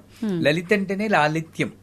అంచేత ఈ ఉగాది నుండి వచ్చేటటువంటి కనీసం 10 రోజుల పాటు మనం కష్టమేం చెప్తున్నాను, ఎవరి మీద అరవకూడదు, కోప్పడకూడదు. చాలా కష్టం, మామూలు కష్టం కాదు. అదో నిర్ణయం తీసుకోవాలి. ఏ కారణం చేత మళ్ళీ అరిచినప్పుడు మనం రీజన్ ఇస్తాం. అవును ఎవరిని చేస్తారు, శాంతంగానే ఉంటాను, అలా చేస్తే ఎవరికైనా కోపం వస్తుంది. అది ఏ కారణం చేత అరవకూడదు, సున్నితంగా ఉండాలి. ఎంత కోపం వచ్చినా ఏదో సినిమాలో చెప్తాడు, నవ్వుతూ ఉంటాడు వాడు, చిట్కలేస్తుంటారు, కంట్రోల్ ఎలాగో ఒకలాగా నువ్వు అరవకుండా ఉండాలి, సున్నితంగా ఉండాలి, సాత్విక చింతనతో ఉండాలి. ఇది నిజం అండి, జోకులా చెప్పుకున్నా కూడా ఆ రోజంతా 10 రోజుల పాటు నవరాత్రుల పాటు అయినా మనం బ్యాలెన్స్ చేయగలిగితే కొంతసేపటికి అదలా ఫ్లో అయ్యి సంవత్సరం అంతా కూడా మనం ఏం చేస్తాం. అందుకే సర్వానందంకే శాస్త్రాన్ని లలితా శాస్త్రం చెప్తారు. ఆ గ్రహగతులు ఎలా ఉన్నా సరే ఈ నడవడిక వల్ల ఆ గ్రహ ప్రభావం చాలా వరకు తగ్గిపోతుంది, పూర్తిగా పోకపోవచ్చు, చాలా వరకు తగ్గిపోతుంది. అంచేత ఉగాది అన్న పండక్కి పూర్తి అర్థాన్ని మనం తెలుసుకుని రాబోయే ఉగాదికి ఈ మార్పులు మనం తెచ్చుకోవాలి. చెట్లు మార్పులు తెచ్చుకుంటున్నాయి, అవునా కదా, ప్రదేశాలు మార్పు తెచ్చుకుంటున్నాయి. ఇక్కడ ఎందుకు జడంలా అదే శరీరం, అదే భావన. ఎన్ని ఉగాదులు చూసిందండి నిజంగానే, చాలా. ఏ మార్పు లేకపోతే ఇంకా ఉగాది ఏంటి, మామూలు రోజే అది. అదే పచ్చడి తినడానికి కోసం ఉగాది కాదు, మార్పు తెచ్చుకోవడం కోసం ఉగాది అనుకుంటే నిజమైన ఉగాదిని మనం అనుభవిస్తాం. సూపర్ గురుగారు, నిజంగా చాలా చక్కగా. అంటే ప్రతి ఒక్కరు చెప్తూ ఉంటారు, కానీ మీరు చెప్పే విధానం మామూలుగానే అందరికన్నా కొత్తగా డిఫరెంట్ గా ఉంటుంది. ఉగాది టాపిక్ మాత్రం నిజంగా ఎక్సలెంట్, చాలా మంచి విషయాలు తెలియజేశారు. గురుగారు, నేను ఇప్పుడు అడగబోయేది కళలకు సంబంధించి. అంటే చాలా మంది కళలో ఏదో ఒక మంచి పని చెయ్యాలి అని చెప్పి నాకు అమ్మవారు వచ్చి చెప్పింది, అని చెప్పి బయటికి చెప్పేస్తుంటారు. మెలకు వచ్చిన తర్వాత నాకు ఇలా అమ్మవారు చెప్పింది అంటే అది వాళ్ళ భ్రమ అనుకోవాలా, నిజంగా కల్లో అమ్మవారు అలా వచ్చి ఇది మంచి పని, ఇది చేస్తే మంచి జరుగుతుంది ఇలా నిజంగా చెప్తారా? చాలా మంది కలలో నాకు అమ్మవారు ఇక్కడ విగ్రహం ఉంది తీయమని చెప్పి, లేకపోతే అక్కడ ఆలయం కట్టించమని చెప్పి ఇలా రకరకాలుగా చెప్తున్నారని చెప్తారు. అంటే ఇలా చెప్పే వాళ్ళని కొంతమంది నమ్ముతారు, కొంతమంది దీనికి ఏదో పిచ్చి డేలో ఏదో మాట్లాడి ఉంటుంది, దానికి సంబంధించి ఇప్పుడు కళ వచ్చింది అదంతా వదిలేయాలి ఇలా తీసుకుంటాం. ఎలా తీసుకోవచ్చు అంటారు ఈ కళని? ఇంకొక విషయం, ఈ మధ్య కాలంలో నాకు ఒక ఫ్రెండ్ ఒక విషయం చెప్పింది. అది నేను ఇప్పటివరకు ఎవరిని అడగలేదు. ఇప్పుడు ఎట్లా కళల టాపిక్ వచ్చింది కాబట్టి మీ దగ్గర చెప్దాం అనుకుంటున్నా. తనకి శివుడికి అభిషేకం చేస్తున్నట్టు కళ వచ్చిందంట. చాలా ఎక్కువసేపు అలా చేస్తూనే ఉంది, మైమర్చిపోయిందంట అభిషేకం చేస్తూ, మొత్తం దేవుడి పైన భక్తిని అంతా చూపించేసుకుంది. తీరా మెలకు వచ్చిన తర్వాత చూస్తే తను అప్పుడు నెలసరి సమయంలో ఉంది, పీరియడ్స్ లో ఉంది. తను ఇంకా ఏడుపు ఒక్కటే తక్కువ తనకి. ఏంటి ఇలా అయింది, నేను అభిషేకం చేసినంత వరకు బాగుంది, అది కళ అని తెలిసినా సంతోషపడేదాన్ని, కల్లో అయినంతసేపు చేసినా అని చెప్పి, కానీ తీరా చూస్తే నేను ఇలా ఉన్నాను, నాకేమైనా దోషమా, అసలు నాకు ఎందుకు వచ్చింది ఇలాంటి కళ, ఈ విషయం తను నాకు చెప్పింది. దీన్ని ఎలా తీసుకోవచ్చు అంటారు? అసలు ముందు మీ ఫ్రెండ్ విషయం తీసుకుందాం. జాగ్రత్త, స్వప్న, సుషుప్తి అవస్థలు 3 ఉన్నాయి. ఇందులో మీ ఫ్రెండ్ అనుభవం స్వప్న సుషుప్తుల్లో అనుభవించుంటుంది. ఇందులో ఈ రెండిట్లోనూ మీరు లేరు. స్వప్నంలో మీరు మనం ఉండము. స్వప్నంలో ఏంటి, నేను మగాడినా ఆడదాన్నా అంటే అది ఉండదు, అసలు ఏం ఉండదు. సుషుప్తి అంటే అసలు కల కూడా ఉండదు, అటువంటిది అది కాదు. అంచేత నేను లేనప్పుడు నాకు పీరియడ్స్ ఎలా వస్తాయి? మెలకొచ్చేకే నా స్థితి నాకు గుర్తొచ్చింది. అవును. అంచేత ఇంకోటి ఏంటంటే ఆ స్థితిలో వచ్చిన ఈశ్వరుడికి తెలుసుగా నీకు పీరియడ్స్ ఉన్నాయని తెలుసు. అయినా సరే వచ్చేటంటే అది దోషం లేదనే కదా. నువ్వు దాన్ని సరిగ్గా అర్థం చేసుకుని నా దోషం ఉందని నువ్వు క్రియేట్ చేసుకుంటున్నావు కదా దోషం. అవును. ఆ ఈశ్వరుడు సర్వాంతర్యామి, సర్వజ్ఞ అన్ని తెలిసినవాడు. ఈ అమ్మాయికి పీరియడ్స్ ఉంది, నేను కళ్ళలో రాకూడదని అనుకుని రాకుండా ఉండాలి కదా మరి న్యాయంగాను. అంతే. వచ్చేడు అంటే నీ ప్రయత్నము, నీ ప్రేమేం లేకుండా వచ్చిన దానికి నీ బాధ్యత ఎంత మాత్రం లేదు. ఇకపోతే మా గురువుగారు చెప్పారు 2 ఉన్నాయి, విజన్ అండ్ మెమరీ లీక్ అని. కళలు అనేవి మోస్ట్లీ మెమరీ లీక్. ఈవిడికి 3 వంతులు శివరాత్రి ముందు వచ్చి ఉండాలి కళ. ఇది శివుడి గురించి ఆలోచిస్తుంటా కదా, శివరాత్రి ముందు కాబట్టి శివుడు వచ్చేస్తాడు. అవన్నీ మెమరీ లీక్లు. అంచేత మోస్ట్లీ మెమరీ లీకే ఉంటుంది. విజన్ అంటే ఏమిటి అని మా గురుగారు అడిగితే, నీకు ఇంత ముందు చూడనటువంటి ఆకారాలు గాని, చూడలేటువంటి దృశ్యాలు గాని కనబడితే నీ మెమరీకి బియాండ్ యువర్ మెమరీ, అది విషన్ అని గుర్తుంచుకోవాలన్నారు. ఇప్పుడు మా కళలో మధురై మీనాక్షి కనబడింది, మంచిదే, మెమరీ లీక్. ఆకాశంలోని పుష్పవర్షం కురిచింది, మెమరీ లీక్. కాకపోతే అరటి చెట్టు నుండి కలువు పువ్వు వచ్చింది, బుర్ర తిరిగిపోతుంది. ఎలా వచ్చింది? ఏదో ఉద్దేశం ఉంది. దీని మళ్ళీ వ్యాఖ్యానాలు చెప్పమని అడుగుతుంటాను. నాకు నా గురుగారితో కూర్చున్నప్పుడు కుంభాభిషేకం అప్పుడు ఇక్కడ కూర్చో జపం, కళ్ళు మూసుకో అన్నాడు. అప్పుడు కళ నిద్రపోలేదు కూడా. మూసుకుంటే చుట్టూరా ఉన్న జనాలకు బదులు గాజులేసుకున్న చేతులు వచ్చి, భూమి మీద నుండి చేతులు వచ్చి ఇలా మా మీద అక్షతలు వేస్తుంది. మా మీద అక్షతలు పైనుండి పడాలి కానీ భూమి మీద నుండి రావడం ఏమిటి? అలా చూస్తూనే ఉన్నానమాట. లోపల మా గురువు గారి గురుపత్ని అన్నపూర్ణాంబ వచ్చి, ఎరసుబ్బు ఇక్కడున్నావేంటి? ఇక్కడే ఉన్నాను, గురువుగారి పక్కన కూర్చున్నానన్నా. లేదు, ఇక్కడ ఉంటుంటే సహస్రాక్షి దగ్గర కూర్చుని నువ్వు లలిత సహస్రం చదువుతున్నా, నేను వినొచ్చాను. అంటే ఏమిటి? ఆ టైంలో శరీరానికి అతీతమైన అనుభవం కలిగింది. నేను ఇలా చూస్తున్నాను, నేను ఇక్కడే ఉంటే గురువుగారిని అవే చూసి నవ్వుతున్నారు. అది అనుభవం, అది విషన్ అని చెప్పి. కాకపోతే మరి కళ్ళలో అమ్మవారు కనబడి చేయమంది, అది చేయమంది అనుకుంటే ఓ పాజిటివ్గా తీసుకుని మెమరీ లీక్ అయినా కూడా మంచే కదా, చేస్తే పోయింది కదా, అది మెమరీ విజన్ అనుకుని నాకు అమ్మవారు గుడి కట్టించమంటే, శక్తి ఉంటే గుడి కట్టిస్తే మన జీవితం బాగుపడుతుంది, 10 మందికి బాగుంటుంది. అదే ఎవరినో పొడి చేసినట్టు ఒక కళ వస్తుంది అనుకోండి, దాన్ని ఎలా తీసుకోవాలి? అది నేను మెమరీ లీక్ అనుకోవాలి. ఎవడి మీద నాకు కోపం ఉంది, అది దానికి మేనిఫెస్ట్ అయిపోయి పొడిచినట్టు అస్సలు పట్టించుకోకూడదు అనాలి. ఆ మెమరీ లేకని విజన్ కింద తీసుకోవాలి. దీన్నేమో అందుకే పీడకల్లని అందరూ అందరి దగ్గరికి వెళ్తూ ఉంటారు. స్వామి నాకు మీకు కూడా చూడండి, ఒకప్పుడు దొంగాడెవడో ఇంట్లోకి వచ్చినట్టు మనం అరవాలనిపిస్తుంది, నోరు రాదు, అరుస్తున్నాం అనుకుంటాం. అవును, అవునా కాదా? అంటే ఏంటి, మీ మెంటల్ స్టేట్ ని బట్టి ఆ కళ వస్తూ ఉంటుంది. పీడకలు ఇవన్నీ వచ్చినప్పుడు చాలాసార్లు చచ్చిపోయినట్టు వస్తుంది, మనమే చచ్చిపోయినట్టు వస్తుంది, లేదా గొప్ప కష్టం వస్తున్నట్టు, బస్సు కింద పడిపోయినట్టు కూడా వస్తుంది. ఇలాంటి పీడకలు నిజంగా మా గురువుగా చెప్తాను ఏమిటంటే, నిజంగా నువ్వు అనుభవించాల్సింది రాసి పెట్టున్నా నీ ఉపాసన వల్ల కలలో అనుభవించినట్టు చేసింది, అక్కడికి తొలగిపోయింది. ఇంకా అందుకే షిరిడి సాయి చరిత్రలో కూడా కలలో టీబీ వస్తుంది వాడికని ఒక చోట చెప్తారు. అంటే టీబీ అనుభవించాలి, నిజంగా అనుభవిస్తే సంవత్సరాల తరబడి దగ్గుకుంటూ కూర్చోవాలి. అలా కాకుండా వాడి నమ్మకం వల్ల, ఉపాసన వల్ల నిద్దట్లో కర్మ పూర్తిగా తీసేయలేడు, నిద్దట్లో అంచేత వచ్చి పీడకలన్నీ కూడా నా యొక్క కర్మ విశేషం చేత నిద్దట్లో అనుభవించేది, థ్యాంక్ యూ అని అనుకుంటే గొడవ లేదు. దీన్ని పట్టుకెళ్ళి మళ్ళీ ఎవరి దగ్గరకు వెళ్ళిపోయి ఇది వచ్చిందంటే అగో పలానా హోమం చేసే అంటారు వాళ్ళు, డబ్బు ఖర్చు అవుతుంది, ఇవన్నీ అనవసరం నా దృష్టిలో. ఏదైనా సరే అమ్మవారు లేలేనండి, మంచి వచ్చినా చెడు వచ్చినా అమ్మవారు, మంచి చెడు లేవు, ధర్మాధర్మ వివిధిత. మంచి కళ వచ్చింది, విదిత గారికి పట్టు చీర కొనివ్వండి అని వచ్చింది అనుకోండి, కొనిస్తే పోలే, మంచిదే చేస్తున్నారు కదా గురుగారు అయితే. అంతేగాని దాన్ని మళ్ళీ విశ్లేషణ చేసుకోవడం ఎందుకు? అవును, అదే ఒక పీడకలో చెడ్డకలో వచ్చింది అనుకోండి, అవి అవన్నీ లీక్లే, మెమరీ లీక్, ఏం పట్టించుకోకలేదు. ఎప్పుడో నిజంగా జరగాల్సింది నా అదృష్టం బాగుంది, కల్లో అయిపోయింది, నిజంగా అయిపోతే ఎంత ఘోరంగా ఉండని అమ్మవారికి థ్యాంక్స్ చెప్పుకోవాలి, పీడకలకి అమ్మవారికి థ్యాంక్స్ చెప్పుకోవాలి. అది కరెక్ట్ అయినటువంటి పద్ధతి.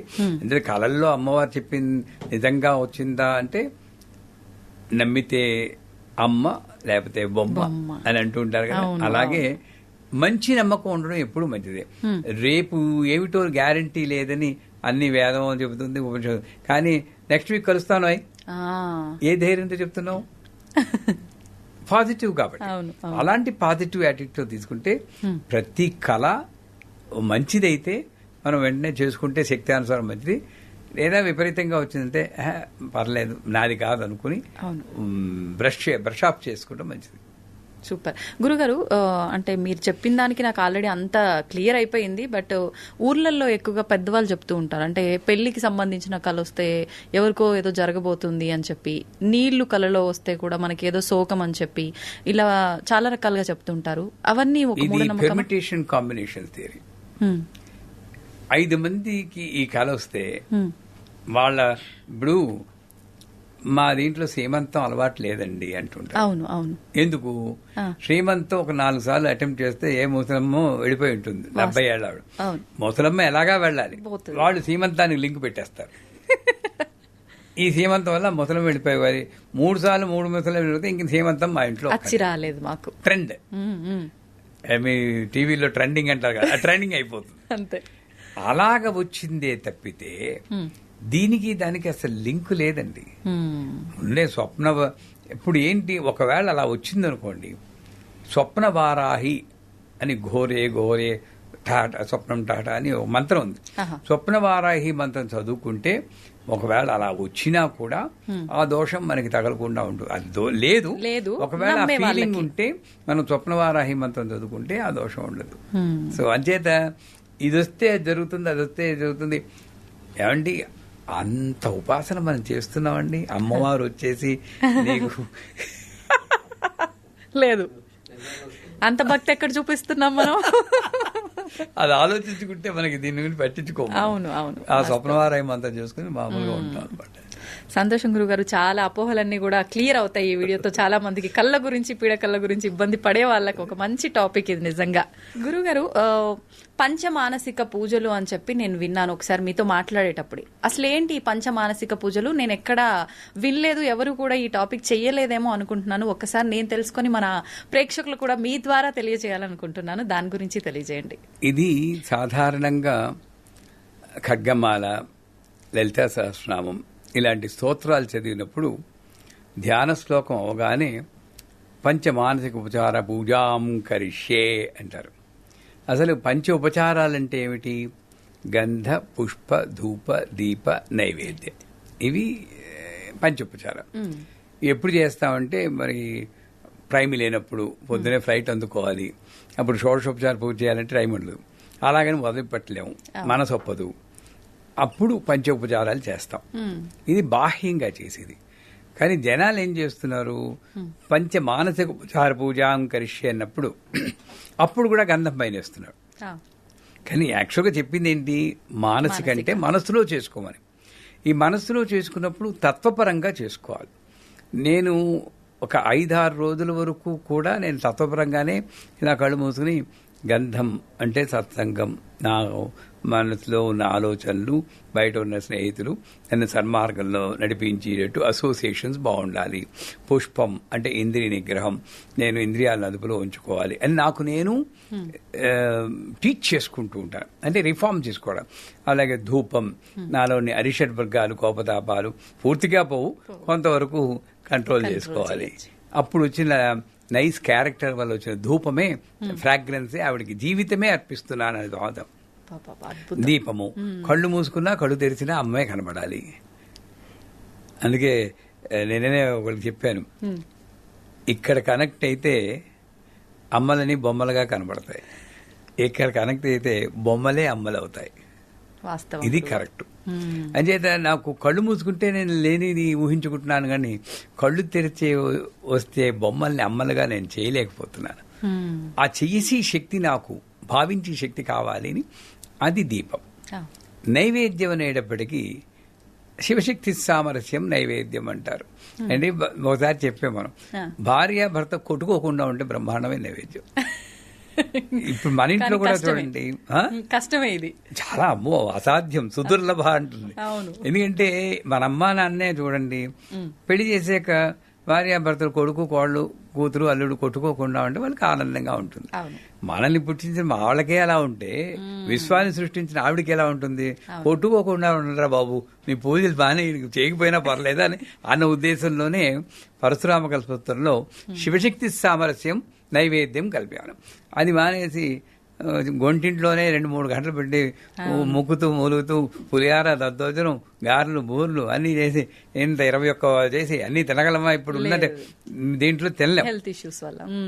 ఇది తప్పు. ఇది నేను శివశక్తి సామరస్యం అంటే భార్యాభర్తలే కాదు, ఎవరిని చూస్తామో వాళ్ళతో సామరస్యంగా ఉండాలి అనేది. అలాగే మనోలయం ఆనంద కర్పూర నీరాజనం. మనస్సుని ఇప్పుడు నేను మీతో మాట్లాడుతున్నాను, ఇంకా నాకు నా కుటుంబం కానీ, భార్య కానీ, పిల్లలు కానీ, నా సంస్థ కానీ, నేను రేపు మధ్యాహ్నం చేయాల్సిన పూజ కానీ గుర్తు రాకుండా మీతో మాట్లాడితే మనోలయం అది కర్పూర నీరాజనం. మనస్సును లయం చేసి మాట్లాడు, అది యోగం అవుతుంది. యోగ కర్మేషు కౌశలం. ఇలాగే అర్థం చేసుకున్నాను.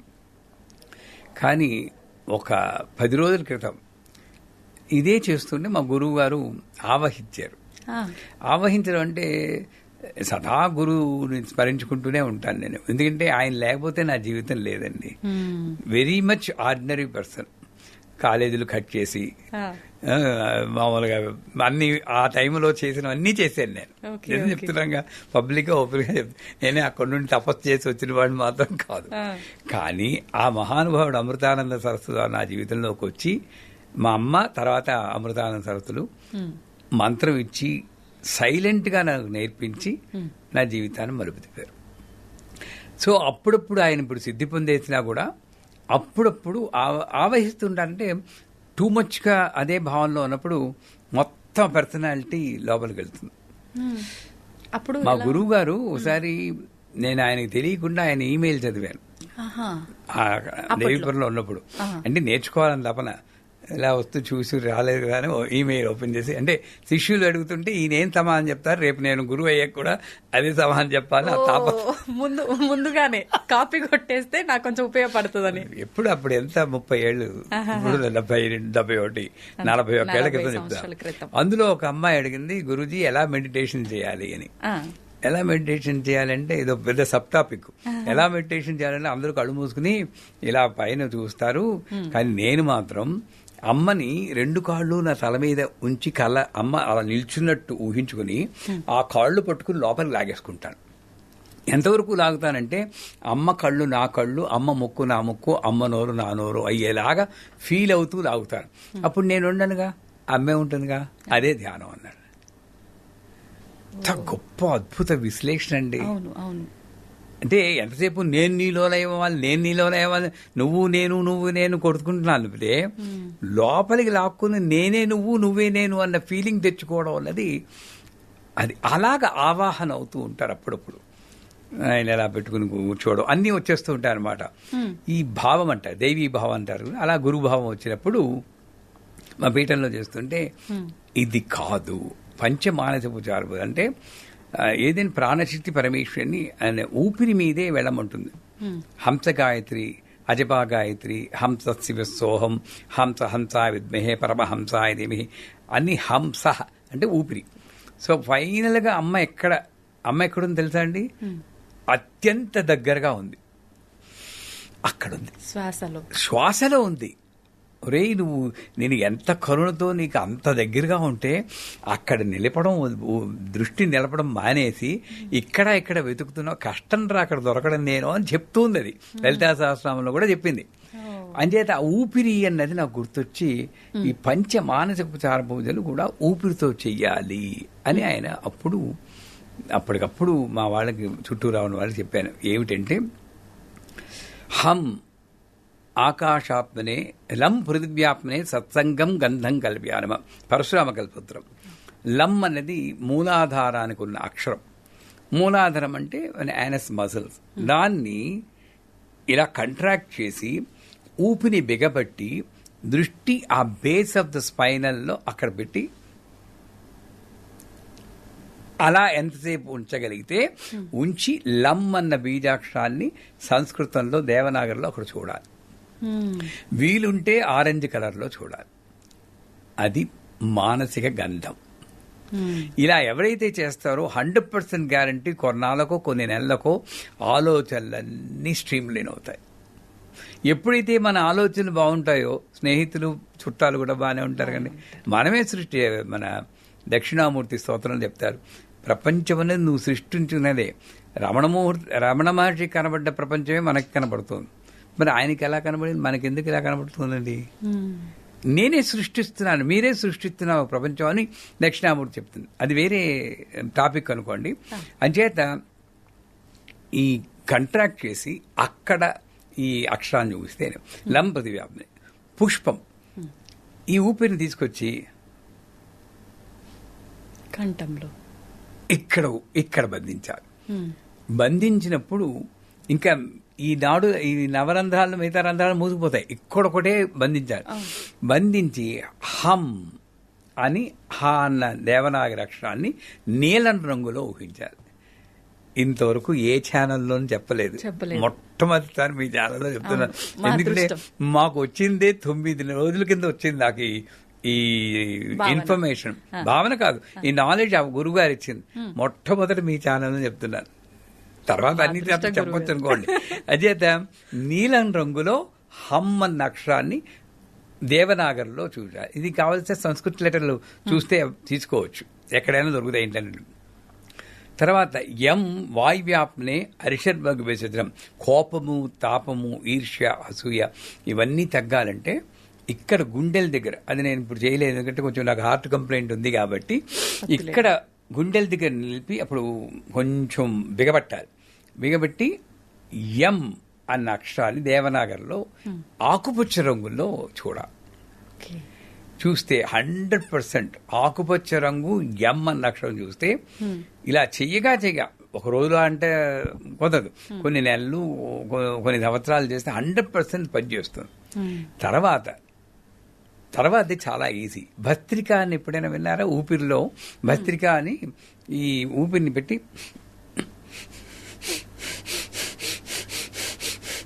ఈ పొట్ట ముందుకి వెనుకి తీసి అదొక ప్రాణాయామం టైప్లో చేస్తారు కొంతమంది, చాలా బాగా పనిచేస్తారు.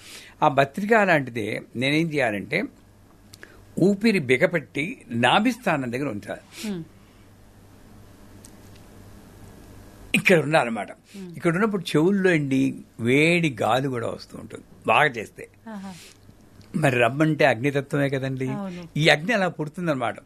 ఎప్పుడైతే అగ్ని పుట్టిందో అప్పుడు లోపల ఉన్నటువంటి అజ్ఞానము, ఇది అమ్మవారు కాదు, ఇదో మైకు, ఇదో షూరు మైకు, ఇదో నలుపు కలరు, నలుపు అంటే నాకు ఇష్టం లేదు, నాకు ఇష్టం లేదు మీకు తెలుసు, ఇవన్నీ వచ్చేస్తూ ఉంటాయి. ఇవన్నీ బర్న్ అయిపోతాయి. ఇది అమ్మ స్వరూపమే, ఇది అమ్మ స్పర్శే, ఇది వచ్చి శబ్దము అమ్మే, సర్వము అమ్మే, ఇలాగా ఆ స్థితికి వెళ్ళిపోతుందండి. ఎంతసేపు చేస్తే అంతమంది. కాకపోతే మెల్లిమెల్లిగా నేను చెప్పాను కదా అని ఇలా పెట్టి కొంపల మీద తెచ్చుకోకూడదు జనాలు చూసేవాళ్ళు. ఇదంతా చాలా టైం పడుతుంది ఖచ్చితంగా. నెల 2 నెలలు చేసేయచ్చు. ఎంత ఎవరికి వీలైనంత వరకు అంత చేయాలి. ఇలా చేసి ఒక రకంగా చెప్పాలని పొట్ట కూడా తగ్గుతుంది. అట్లయితే అందరు చేస్తారు. చేశాక తర్వాత వం అమృతత్వాప్నే నైవేద్యం అనేది, అది నేను బాహాటంగా చెప్పకూడదు కనుక అది ఆ ఒక్క ఇది నేను చెప్పను. అది తాంత్రికంగా ఉంటుంది. అది ఏమైనా ఇంట్రెస్ట్ ఉండి అడిగిన వాళ్ళకి చెప్తాం. బట్ అమృతత్వాపం అంటే మళ్ళీ మామూలుగా నేను చూసి వాళ్ళతోటి సఖ్యంగా ఉండాలని అనుకుంటే సరిపోతుంది.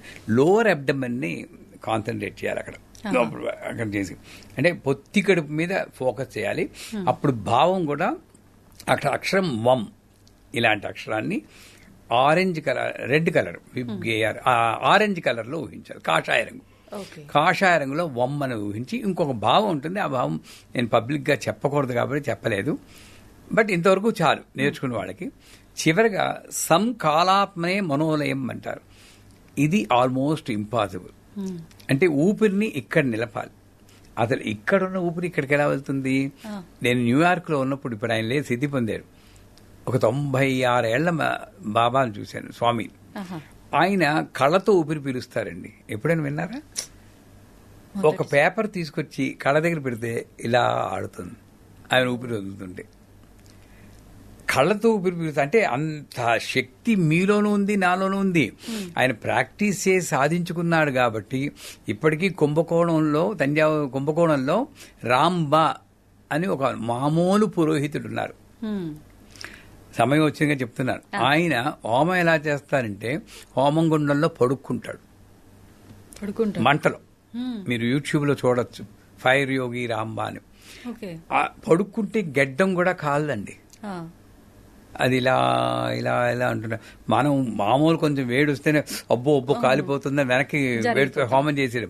అలాంటి పడుక్కుని ఈ కర్రలు సమిదలన్నీ తీసుకుని గుండెల మీద, శిరస్సు మీద పెట్టుకుని ప్రదక్షిణ చేస్తాం. విచ్ ఈజ్ హ్యూమన్లీ ఇంపాసిబుల్ అనుకుంటాం. కొంతమంది భగవంతుడని నమ్మకం లేని వారు సీత అగ్నిలో దూకిందా అన్న ట్రాష్ అంటారు కదా. సీత ఏమిటి, మామూలు ఒక పురోహితుడు 20 ఏళ్ళ ఉపాసన చేసి అగ్నిలో ఆ మహాసాధి దూకిందంటే ఎందుకర్రా మీకు నమ్మకం లేదనిపిస్తుంది. అవును, ఇలాంటివి వింటే నమ్మొచ్చు. ఇప్పుడు కావాల్సి చూడండి, వెళ్ళి ఇంకా ఉన్నాడు ఆయన కుంభకోణంలో. ఆయన ఫోన్ నెంబర్ కూడా ఉంది. ఆయన ఫోన్ చేసి వెళ్తే ఇప్పటికీ ఆ ఉండ్రాళ్ళు ఎలా పెడతాడంటే చేతులు ఎలా పెట్టి నిప్పులో పెడతాడు ఆయన. అంత శక్తి.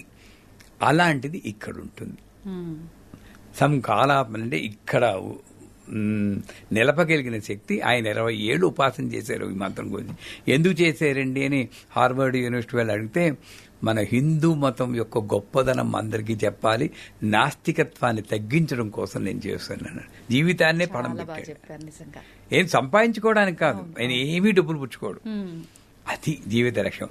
అలాగా పంచ మానసికోపచార పూజలంటే నాలో ఊపిరిని డిఫరెంట్ లెవెల్స్ లో నింపి, డిఫరెంట్ కలర్స్ చూస్తూ, డిఫరెంట్ అక్షరాలని దేవతల భాష కాబట్టి దేవనాగరి చూస్తే ఆల్మోస్ట్ మీరు అక్కడ కనెక్ట్ అయిపోతారు. గురుగారు, ఇప్పుడు మీరు ఒక్కొక్క దగ్గర ఊపిరిని హోల్డ్ చేసేటప్పుడు ఒక్కొక్క కలర్ తో ఆ మంత్రాన్ని చూడాలన్నారు కదా, అంటే చక్రానికి సంబంధించిన కలర్ అది విప్ గేర్ అంటే violet, indigo, blue, green, orange, yellow, orange, red, ఇంద్రధనుసు కలర్. ఆ కలర్స్ లో చక్రాలు ఉంటాయి కాబట్టి ఆ కలర్ లో ఇక్కడ ఊహించాలి. కష్టమే అనుకుని ఇది అసాధ్యం అనుకోకండి. ఎందుకంటే మన పిల్లలకి ఒరే బాగా చదవాలి, 100 తెచ్చుకోవాలంట. వాడు కానీ మనకి నాన్నగారు చాలా డిఫికల్ట్ అండి అంటే ఊరుకుంటాం, చంపేస్తాం, చదవాలంటాం. మరి వచ్చేస్తుందిరా చదువు అంటాం. మరి అదే మనం పెద్దవాళ్ళు కూడా చేయాలి కదా. అబ్బే మనకెక్కడ ఓపిక, మన దగ్గరకు వచ్చేసరికి అన్ని మర్చిపోతాం. అదే ఈ మంచి మానసిక రోజు ఇది బస్సులో వెళ్ళినప్పుడు ఎక్కడ కూర్చున్నా అసలు విగ్రహం అక్కర్లేదు, ఏమీ అక్కర్లేదు. రిపీటెడ్ గా ఈ వీడియో చూస్తే అందరికి కథ కూడా వచ్చేస్తుంది. చక్కగా చేసి మీ వాళ్ళ అనుభవాల్ని మీకు ఈ కామెంట్ల ద్వారా చెప్తే ప్రజలకి ఇంకొంచెం ఉత్సాహం ఉంటుంది. ఏంటి ఇంకా అసలు మనం ఇంకా ఏం తెలుసుకోవచ్చు దీంట్లో, దీనికి సంబంధించి ఏం మాట్లాడవచ్చు అనేది మనకు క్లియర్ గా అర్థమవుతుంది. అందుకే లలితా శాస్త్రంలో అంతర్ముఖ సమారాధ్య బహిర్ముఖ సుదుర్లభ అని ఒక వర్డ్ ఉంది. ఇది అంతర్ముఖ సమారాధ్య. నా ప్రాణం మీదే, నా ఊపిరి మీదే నిలబెట్టి అమ్మవారిని ప్రాణరూపంలో డిఫరెంట్ లెవెల్స్ లో నేను డిఫరెంట్ రంగుల్లో దేవనాగరి లిపిలో అక్షర వర్ణమాల రూపంలో నేను ఉపాసన చేస్తున్నాను. నాదోపాసన లాగా ఇది ప్రాణోపాసన లాగా అది చేస్తే పంచమానస. సంతోషం గురుగారు, చాలా చక్కటి టాపిక్ ఈ రోజు మనం మాట్లాడుకున్నాము. సంతోషంగా ఉంది మీతో ఈ టాపిక్ నేను మాట్లాడినందుకు. మీరు తప్ప ఇంకెవరైనా ఈ టాపిక్ ని ఇంత మంచిగా చెప్పుండే వాళ్ళు కాదేమో. ఎందరో మహానుభావులు, అందరికీ వందనములు. అమ్మవారు ఏదో ఈ ఏ జన్మలో చేసినప్పుడు ఆయన బాలమురళీ కృష్ణ పాడారు కదా, నే చేసిన పూజా ఫలమో నా పూర్వజుల పుణ్య ఫలమో ఈ జీవితం ఇచ్చారు. నే చేసిన పూజాబలం నా పూర్వజుల పుణ్యబలం. తాతకు ముత్తాతలు అలా ఇచ్చినప్పుడే అందరూ మహానుభావులు అందరూ చెప్తారు. నాకు అవకాశం వచ్చింది, నేను చెప్పాను. రేపొద్దున ఇంకోటి చెప్పచ్చు. గురుగారు, సాధారణంగా అంటే ప్రతి ఒక్కరిలో ఈ డౌట్ ఉండే ఉంటది. ఎవరైనా అంటే బంధువులు గానీ తెలిసిన వాళ్ళు, ఫ్రెండ్స్ ఎవరైనా పూజలు అప్పుడు ఇంటికి ఇన్వైట్ చేస్తే అసలు ఎప్పుడు వెళ్ళాలి, ఏంటి, పూజ అయిపోయే టైంకి వెళ్ళొచ్చులే, వెళ్ళి ఇంతసేపు ఎక్కడ కూర్చుంటాము అనే ఒక ఆలోచనతో చాలా మంది లాస్ట్ లో వెళ్తారు. లాస్ట్ లో వెళ్ళామా, అలా అక్షతలు పూలు దేవుడి దగ్గర వేసామా, తర్వాత తిన్నామా, బయటకు వచ్చామా, ఈ పోకడ ఎక్కువగా చూస్తున్నాం. అసలు ఎలా వెళ్ళాలి, ఏ టైంలో కరెక్ట్ గా పూజకి వెళ్తే అది మంచిది? ఇంకొకటి, వెళ్ళేటప్పుడు చాలా మంది ఉత్త చేతులతో వెళ్తుంటారు, కొంతమంది కొబ్బరికాయో పూలో తీసుకెళ్తారు. అసలు తీసుకెళ్లాల్సిన వస్తువులేంటి, దాని గురించి తెలియజేయండి. తప్పకుండా. ఇది చాలా రోజులుగా నేను అనుభవిస్తున్న బాధ ఇప్పుడు చెప్పుకోవడానికి అవకాశం వచ్చింది. ఓకే. నేను అమెరికాలో 15 ఏళ్ళు ఉన్నాం. అక్కడ నేను చేసినంత సత్యనారాయణ వ్రతాలు, సత్యనారాయణ పూజలు మీరు అతిశయోక్తి కాదు కానీ ఒక 500-600 చేసుకుంటాం. 500-600 ఈవెన్ వీకెండ్ వచ్చిందంటే 8 సత్యనారాయణ వ్రతం, పొద్దున్న 2, రాత్రి సాయంకాలం 2 అలా పెట్టి సాటర్డే సండే ఉద్యోగం చేస్తూ.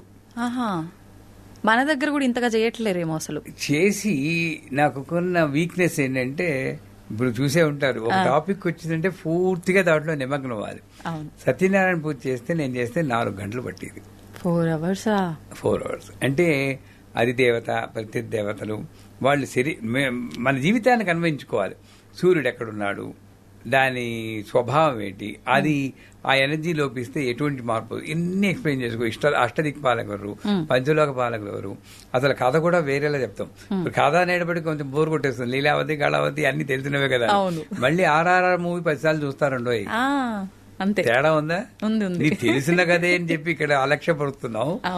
మూవీని మాత్రం 10 సార్లు చూస్తావంటే ఎక్కడుంది లోపం? కథలోనా లేక నీ బుర్రలోనా అంటే ఆలోచన. బుర్రలో కొంచెం ఉండొచ్చు, చెప్పే విధానంలో కూడా ఉంటుంది గురుగారు. చెప్పే విధానం అంచేత కథ కూడా 8 అధ్యాయాలు ఉంటాయి. అందరూ 5 చెప్తారు. నేను కొంచెం వాళ్ళకి మార్పు కోసం మిగతా 3 అధ్యాయాలు ఇటు కలుపుకుని మా ఒక్కొక్క దానికి నారదుల వారు నారాయణ కొంటూ వెళ్తుంటే విష్ణులోకంలో వెళ్ళారు, మనసుతో ఊహించరు, కానీ ఇవన్నీ ఎక్స్ప్లెయిన్ చేస్తూ చాలా వాళ్ళకి పట్టిడని చెప్పేవాడు. 4 గంటలు అయింది. ఇది తెలిసి జనాలు ఏం చేశారు, అప్పుడు నేను సుబ్బారావుని, గురుకరుణామే కాదు, చిన్న అప్పుడు ఇంకా గురువుతో రాలేదు, సుబ్బారావు గారు చేస్తే 4 గంటలు అవుతుందని కరెక్ట్ గా 12కి వచ్చేవారు. వచ్చి చేతిలో ఒక బొకే, ఇప్పుడు చెప్పారు కానీ చెప్తున్నాను, ఒక పూజకు కానీ ఒక దేవాలయానికి కానీ వెళ్ళేటప్పుడు కట్టు బొట్టు తీరు ఇవన్నీ ఉండాలి. మనల్ని చూసి మన పిల్లలు నేర్చుకుంటారు. పిల్లలు నేర్చుకుంటే జనరేషన్స్ బాగుపడతాయి. పూజకెత్తు షార్ట్ వేసుకుని టీషర్ట్లు వేసుకుని వెళ్ళడం ఏమిటని చెప్పండి. ఇదే మరి అమెరికన్స్ చర్చికి పిలిస్తే షార్ట్ వేసుకుంటే ఒక చీరేస్తాడు. అక్కడ మాత్రం వీళ్ళు చక్కగా అన్ని కోట్లు అన్ని వేసుకుని వాళ్ళ రెస్పెక్ట్ఫుల్ గా వెళ్తారు. మన హిందూ పూజలకు వచ్చేటప్పటికి ఎందుకు షార్ట్ వేసుకుని, దేవాలయాలకు కూడా షార్ట్ వేసుకెళ్తారు, బొట్టు పెట్టుకోరు ముందు. అవును అవును. సో కట్టు బొట్టు నడవడిక ఇవన్నీ కూడా పూజ వెళ్ళనేకూడదు, వెళ్తే ఇవి పాటించారు. సో వాళ్ళు ఏం చేసేవారు, షార్ట్ వేసుకుని టీషర్ట్ వేసుకుని చేతిలో బొకే కరెక్ట్ గా 12:30 ప్రాంతానికి వచ్చేవారు. అలా అక్కడ పెట్టేసి సరే ఎక్కువసేపు కూడా కాదు, 10 సెకండ్లు ఉండి డైరెక్ట్ భోజనానికి వెళ్ళిపోయారు. ఇంకా భోజనం తర్వాత 3-4 గంటలు పిచ్చాపట్టి కబుర్లు చెప్పుకునేవారు. అక్కడ టైం ఉంది, కానీ సత్యనారాయణ వ్రతం చూడడానికి టైం లేదు. ఇది చూసి వాళ్ళు విదేశాల్లో ఉన్న వాళ్ళు, ఇక్కడ ఉన్న వాళ్ళు కూడా ఆలోచించుకోవాలి ఒకసారి, ఎక్కడ తప్పు జరుగుతుంది. మళ్ళీ ఇలా చేసి నా జీవితాలు బాగోలేవు, నా సంసారాలు బాగోలేవు, నా పిల్లలు బాగోలేండి, ఎలా బాగుంటారు? నువ్వు చేసి కర్మే నీకు వస్తుంది. Every action has got an equal and opposite reaction, Newton third law. అంచేత ఒక పూజకి వెళ్ళేటప్పుడు ఫస్ట్ ఆఫ్ ఆల్ పూజని మొదటి నుండి చివరి దాకా వాళ్ళు ఉంటారు. శుక్లాంబరధరం నేను 8 గంటలకు పూజ చేస్తానంటే ఒకసారి ఇలాగొచ్చి వేళ 12:30కి నేను లేట్ అయ్యాను. నేను లేట్ అయ్యి 10 గంటలకు మొదలెట్టాను, 8 గంటల బదులు. ఆ 12 గంటలకి అప్పటికి ఇంకా నేను సత్యనారాయణ స్వామి అష్టోత్తరంలో ఉన్నాను. వాళ్ళ ఫేసులు చూడాలి, గతుక్కొని ఇంకా అవలేదా, దొరికారా కూర్చోండి ఇన్నాళ్ళకి దొరికారు, ఎన్నాళ్ళుండో నా పేరు పోయింది, కూర్చోండి ముందని అంతే, మాట్లాడితే ఊరుకోను కథ వినండి అని చెప్పి అక్కడ కూర్చోబెట్టారు. ఇంకోటి కథ వినేటప్పుడు సాధారణంగా ఆడవాళ్లే ఉంటారు, మగవాళ్ళు పక్క రూమ్లోకి వెళ్ళి కబుర్లు చెప్పుకోవడం, పేకాడుకునే వాళ్ళు మహానుభావులు కూడా ఉన్నారండి. మళ్ళీ అక్షతలు వచ్చేప్పుడు వాళ్ళతో ఉద్ధరించినట్టు అక్షతలు ఏర్పడిపోతారు. అలా కాదు, విన్న కథే అయినా కూడా భగవంతుని నామం ఎంత వింటే అంత మంచిది అన్న తాదాత్మ్యంతో వినాలి. చెప్పేవాళ్ళు కూడా అలాగే చెప్పాలి. మీరు చెప్పినట్టు హృదయంగా చెప్పగలగాలి. సే పూజ చేసినప్పుడు ఒకళ్ళు ఎవరైనా పిలిస్తే, ఏ పూజ అయినా సరే శుక్లాంబరధరం అక్కడి నుండి చివరి దాకా, ఆ రోజు ముందుగానే పిలుస్తారు కదా, సడన్ గా పిలవాలి, ఆ రోజు ఎలకేట్ చేసి పెట్టుకోవాలి. పెట్టుకుని చివరి దాకా ఉండాలి. నెంబర్ 1. ఇందాక చెప్పాను కదా, కట్టు బొట్టు తీరు. మనం ఓ పంచ ఏదో లేదా పైజామా కుర్తా లేదా ప్యాంటు షర్టు ఏదో కుర్తా వేసుకుని బొట్టు పెట్టుకుని పిల్లలను కూడా అలాగా అలంకరించి కూడా తీసుకెళ్ళాలి. వాళ్ళకి ముందే చెప్పాలి, ఈ 2 గంటలు మీరు మాట్లాడుకోకూడదు, అక్కడ కూర్చుని వినండి, ట్రైన్ చేయాలి. చేశాక వెళ్ళేటప్పుడు ఏం పట్టుకెళ్ళాలి, యథాశక్తి అని అంటారు.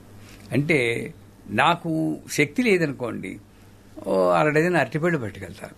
అదే నాకు శక్తి ఉందనుకోండి, వాడికి కావాల్సిన పువ్వులు, కొబ్బరికాయలు అన్నీ ఎంత భోగం చేస్తే అంత భోగం మనకి వెనక్కిస్తుంది. ఆయన పుచ్చుకునేది కాదు, ఆవిడ ఇచ్చి ఆవిడే. నువ్వు ఎంత ఇస్తే అంత రెట్టింపు వస్తుంది. ఇది తెలిసిన వాడికి జీవితం. నాకు దేవిపురంలో ఉన్నప్పుడు ఒక ఆయన చెప్పేవారు, చిన్న గురుజీ చాలా ரொம்ப ஆச்சரியமா இருக்கு, நான் எவ்வளவு கொடுக்கறனோ அவ்வளோ డబుల్ ఆయనకు వందే ఇருக்கு, ఎంత ఇస్తున్నానో 2 రెట్టింపు వచ్చేస్తూనే ఉంది అన్నారు. ఆయన ఇప్పుడు అక్షర సన్యాసి అయిపోయాడు అనుకో, అది వేరే విషయం. ఎక్కువ అయిపోయి సాచురేషన్ పాయింట్కి వచ్చి సన్యాసంలో కలిసిపోయి. అమ్మో, ఇలాంటి వింటే భయం వేస్తుంది. అలా అయిపోతాం మేము ఎక్కువ. మరి ఏమవుతుందండి, తిని ఎక్కువ సాచురేషన్ అయిపోతుంది, ఏదైనా ఒకటి విరక్తి పుడుతుంది. సో అది వేరే విషయం. సో అంచేత వెళ్ళినప్పుడు ఏదో ఒకటి యథాశక్తి పట్టుకెళ్ళి అమ్మవారికి భోగం వినియోగించాలి. వాళ్ళకి అమ్మవారికి సత్యనారాయణ స్వామి పూజ కూడా ఓ చీర పంచల చేప పట్టుకెళ్ళొచ్చు. అది చేసి వాళ్ళకు కూడా బట్టలు పెట్టచ్చు. మనకి యథాశక్తి చేసేయడం. నెక్స్ట్ ముఖ్యమైనది ఏమిటంటే, ఒక ఇంటికి వెళ్ళేవంటే వాళ్ళ ఇంట్లో భోజనం చేస్తావా, సారీ వాళ్ళ ఇంట్లో భోజనం చేస్తాం. భోజనం చేసినప్పుడు రుణపడతాం. వాళ్ళు గిఫ్ట్ కూడా ఇచ్చారంటే ఇంకా రుణపడతాం. ఈ రుణం ఎలా తీరుతుందంటే, ఇప్పుడు నేను సత్యనారాయణ పూజ చేయిస్తే నారాయణాయ నమః గోవింద, నరాయ నమః గోవింద, పద్మనాభాయ నమః గోవింద, ఋషికేశాయ నమః గోవింద, వాళ్ళు సరే గోవింద నామాలు చెప్పిస్తారు. ఏదో యాక్టివిటీ లేకపోతే వాడు బుర్రలు ఎటో వెళ్తాయని ఏదో ఒక యాక్టివిటీ ఉండాలి వాళ్ళకి. అంచేత ఆ గోవింద అన్న శబ్దాన్ని గొణుక్కోకుండా గట్టిగా చెప్తే వాయుమండలం శుద్ధయి మనం ఇచ్చి గిఫ్ట్ ఆ ఇంటికి ఏమిటంటే నామస్మరణే ఆ ఇంటికి ఇచ్చి గిఫ్ట్. నువ్వు చేతిలో ఎంత పెద్ద గిఫ్ట్ పట్టుకెళ్ళు, అది ఇవాళ ఉంటుంది రేపు వెళ్ళిపోతుంది. కానీ అక్కడ కూర్చుని ఒక మంచి భక్తి గీతం ఆలపించడం గాని, ఒక నామస్మరణ చేయడం గాని, శ్రద్ధగా వినడం గాని, నాకు ఈ అవకాశం వచ్చింది, నా ఇంట్లో నేను చేసుకోలేకపోవచ్చు, వీళ్ళు పిలిచినందువల్ల నీ పూజ చేసి భాగ్యం నాకు చూసి భాగ్యం వచ్చిందని థ్యాంక్స్ చెప్పుకుంటూ భావంతో ఉన్నా కూడా ఆ ఇంటికి మంచిది. మనం ఆ ఇంటి వాయుమండలాన్ని శుద్ధి చెయ్యాలి, ఇది వాడి కర్తవ్యం. మనకి తెలిసిన పదం శ్లోకాలే వస్తూ ఉంటాయి, శుక్లాంబరధరం, ఆ పూజారి గారు చెప్తుంటే మనం కూడా చెప్పగలిగితే ఇది స్తోత్ర పారాయణ అనేది మనము పాల్గొనాలి. నెంబర్ అయిపోయిందా? తర్వాత ఇంకా చివరగా చెప్పాలంటే భోజనం. ఆ భోజనం చేసేటప్పుడు కూడా ఒక పూజకి ఇచ్చిన భోజనం ఈ మధ్యన ఈ బఫేలు వచ్చి పాడు తీసేయండి. అవును, నా ఇంట్లో ఇప్పటికీ మా పీఠంలో మామూలుగానే కిందనే వడ్డిస్తాం, కూర్చోలేని వాళ్ళకి టేబుల్ వేసి వడ్డిస్తాం, మేమే వడ్డిస్తాం. నేను ఏదో ఒక డిష్ నా చేతితో నేను వడ్డిస్తాను. ఎందుకంటే పూజ ఎవరు చేస్తున్నారో వాళ్ళ చేతులతో వడ్డిస్తే వచ్చే పుణ్యం, ఇంకా చెప్పాలంటే వాళ్ళు తిన్న ఆకులు ఎత్తితే వచ్చే పుణ్యం ఎంతని చెప్పడానికి అలవి కాదంటుంది శాస్త్రం. మరి ఇంత డబ్బు ఖర్చు పుణ్యం ఆ క్యాటరింగ్ వాడికి ఎందుకండి ఆ పుణ్యం ఇచ్చేయడం? అవును, నువ్వేమనుకుంటున్నావు, డబ్బు ఖర్చు పెట్టేస్తున్నావు. మనం ఏం చేస్తున్నావు, ఎంగిల్ పిల్లలు పెట్టుకు ముష్టాడిలా వాళ్ళ దగ్గర నిల్చుంటున్నావు. అందుకే పెళ్లిళ్ళకి వెళ్ళటం లేదు ఈ మధ్యని. బఫేలు అంటారు, ఆ ఎంగిల్ కంటే దానికి తగిలిస్తూ ఉంటారు, వాడేమో ఇలా వేస్తూ ఉంటారు. జీవిత పరమహద అయిపోయి నాకు నిల్చునే భోజనం చేస్తుంటారు. అన్నం పరబ్రహ్మ స్వరూపం ఎలా తిన, ఇవన్నీ వాళ్ళు పెద్దవాళ్ళు చెప్పింది మనం పాటించకపోవడం వల్లే సగం ప్రాబ్లమ్స్ లో పడుతున్నామండి. ఈ నించోటి తినడం కూడా ఆ ఆహారం విష తుల్యం అవుతుంది అని చెప్పి అంటారు కదా గురుగారు. తప్పకుండాను. ఆ తినడం కూడా ఏవో కబులు చెప్పుకును, టెన్షన్ పడుతును, హాయిగా కూర్చుని మఠం వేసుకుని కింద కూర్చుని, నేను ఇప్పటికీ కింద కూర్చుని భోజనం చేస్తారు మా పీఠంలో. ఇక్కడైతే కుర్చీలో కూర్చోబెట్టి మాట్లాడతానే, నన్ను అడిగితే కింద కూర్చొని చక్కగా మాట్లాడుకోవచ్చు. ఓ, ఏదన్నా నిజంగా వాస్తవంగా ఒప్పుకోవాలి, మీరు కూర్చుంటారేమో కానీ మేము కూర్చోలేము అంతంతసేపు. సో నేల మీద కూర్చోబెట్టి వాళ్ళకి మనం వడ్డించాలి కొసరి. ఇట్లాగా ఆ పూజకి వెళ్ళినప్పుడు మనం కూడా భోజనం చేసేటప్పుడు భోజనం మొదలెట్టాని ముందు భోజనకాలే హరినామస్మరణే గోవిందా గోవింద అన్న నామం చెప్పేకే మొదలెట్టాలి ఒక పంక్తి. అది లేదు ఇప్పుడు. లేదు, ఐటెం వేసినట్టు తినేస్తున్నారు. అవును, ఎప్పుడు పెడతారా తినేద్దాం, ఏదో బంగ్లాదేశ్ వచ్చిన రెఫ్యూజీలా తినేస్తున్నాం మనం. ఇది తగ్గించుకోవాలి. ఆ భోజనం చేసేటప్పుడు హరినామస్మరణ చెప్పుకుని తింటే, ఇలాగ మనం గాని ఒక పూజకి వెళ్ళినప్పుడు చేస్తే పట్టుకెళ్ళి ఈ వస్తువులు మన కట్టు అక్కడ నడిచి తీరు భోజనం చేసి తీరు చేస్తే చూసి వాళ్ళకి పుణ్యం, ఆ చేసి వాళ్ళకి పుణ్యం, ప్రతి పూజ సఫలీకృతం అవుతుంది, మనకి పుణ్యం వస్తుంది. అవును, కొంతమంది ఇంత హడావిడి చేసి ఇంత ఖర్చు పెట్టి చాలా ఆడంబరంగా చేస్తారు, భక్తితో కూడా చేద్దామన్న ప్రాసెస్ లోని ఇదంతా చేస్తారు. తీరా పూజలో కూర్చున్న తర్వాత దంపతులు ఇద్దరిలో మగవారు ఎక్కువగా నిద్రపోయే వాళ్ళు కనిపిస్తున్నారు ఈ మధ్య సత్యనారాయణ స్వామి వ్రతంలో. నా కల్లారా చూసాను నేను చాలా సార్లు. అప్పుడు ఇంకా అసలు ఫలితం ఏముంటుంది గురువు గారు? వేర్ ప్రయారిటీ అండి. ఇది నాకు అవసరము అనుకున్నప్పుడు నిద్రపోవు. వాళ్ళకి ఏంటంటే మొక్కుబడిగా చేస్తున్నారు తప్పితే సంవత్సరానికి ఒకసారి ఏదో ఇల్లు గృహప్రవేశం సత్యనారాయణ చేసుకోమన్నారు, చేసుకుందాం. ఈ మార్పు మారాలి. అందుకే మరోలా అనుకోవద్దు, నేను అమెరికాలో ఉన్నప్పుడు ఏదో పూజ చేస్తుంటే నా సెల్ ఫోన్ మోగింది. అప్పుడు జల్సా సినిమా రిలీజ్ అయింది. గాల్లో తేలినట్టుందే, గుండె ఊగినట్టుందే, ఫుల్ బాటిల్ ఎట్టి దింతకుండా తాగినట్టుందే అని తేనె పట్టు మీద రాయి పెట్టి కొట్టినట్టుందే ఆ పాట. నా కర్మగాలి అప్పుడే మోగింది. సత్యనారాయణ వ్రతం చేస్తున్నాను నేను. వాళ్ళ ఫేసులు చూడాలి, ఈ పొరపాట్లు పిలిచావా అని. నేను అమ్మవారిని మొక్కుకున్నాను, అమ్మ తల్లి నన్ను నువ్వు రక్షించాల్సిన బాధ్యత నీదే అంటే అప్పుడు అమ్మవారే భావన ఇచ్చింది. ఏమిటరా ఇది సినిమా పాట అనుకున్నారా? ఒక ఉపాసనలో ఉన్నవాడికి మనస్థితి గాల్లో తేలినట్టుంది. దాన్ని ఖేచరీ విద్య అంటారు. ఖ అంటే ఆకాశం. Water covering. ఆవిడ కవర్ చేసింది, నేను కాదు. అంటే వాడికి అలా తేలిపోతుంటాడు. సంసారంలో ఎన్ని బంధాలున్నా ఏం పట్టుకోదు. గుండె ఊయినట్టుండే వాడికి దేని మీద దృష్టి ఉండదు. అమ్మవారి మీద తప్పితే తేనె పట్టు మీద రాయి పెట్టి కొట్టిన తేనె పట్టు మీద రాయి పెడితే తేనెటీగలని అని ఓంకారం వినబడుతూ ఉంటుంది.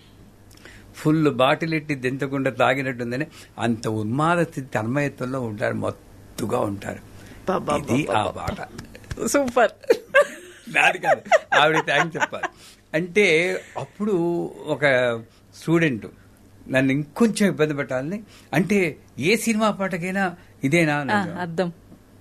ఒక్కసారి అమ్మని తలుచుకుని నువ్వే ఈ పిల్లవాడికి సమాధానం చెప్పాలి అని ధైర్యంగా ఎస్ ఏ సినిమాను అంటే ప్రేమ్ నగర్లో ఎల్లారీశ్వర పాటకి చెప్పండి, లే లే లే లేపమంటావా అని కరెక్ట్గా చెప్పేవారు ఆయన. లే లే లే లే లే అని వస్తుంది కదా, అమ్మవారు పాడుతుంది. మత్తులో పడి ప్రాపంచికంలో కొట్టుకుంటున్నావు, లేరా కదవా, నువ్వు లేచి వస్తావా, నన్ను లేపమంటావా? నేను లేపితే మాత్రం పగులుతుంది.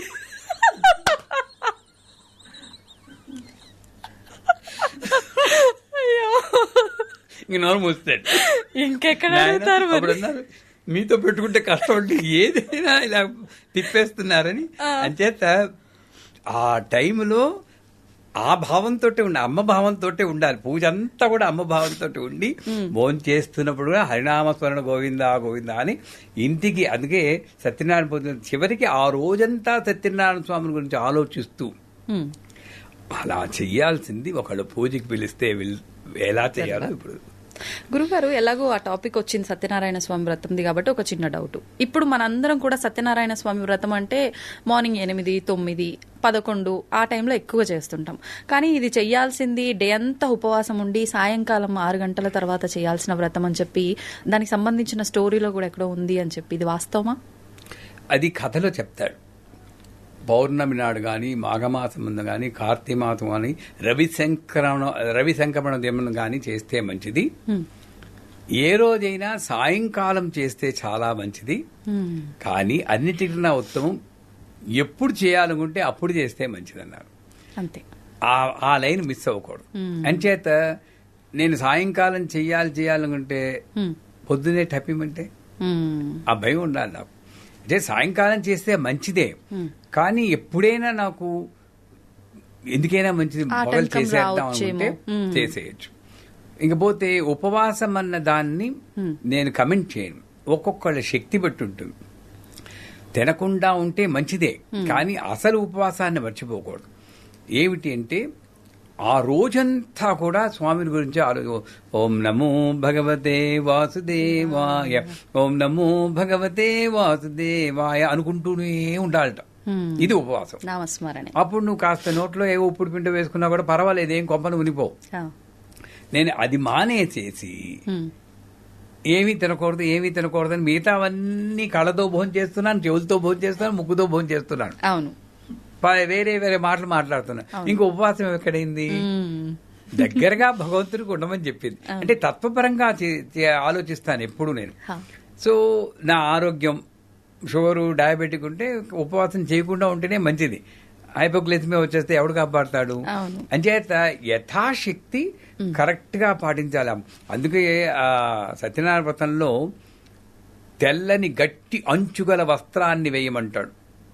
ఈ టాపిక్ వచ్చింది చెప్తాను. అంటే ఏమిటి? తెల్లని గట్టి అంచుగల.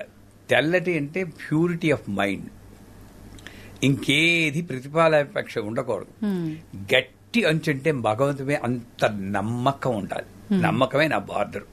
అంతే, ప్యూరిటీ ఆఫ్ మైండ్. దాని మీద ఇది వస్త్రం కనపకుండా బియ్యపు వేసి నెరపాలంటాడు. ప్రతి బియ్యపు గింజ ఒక భగవన్ నామానికి సంకేతం అన్నాడు.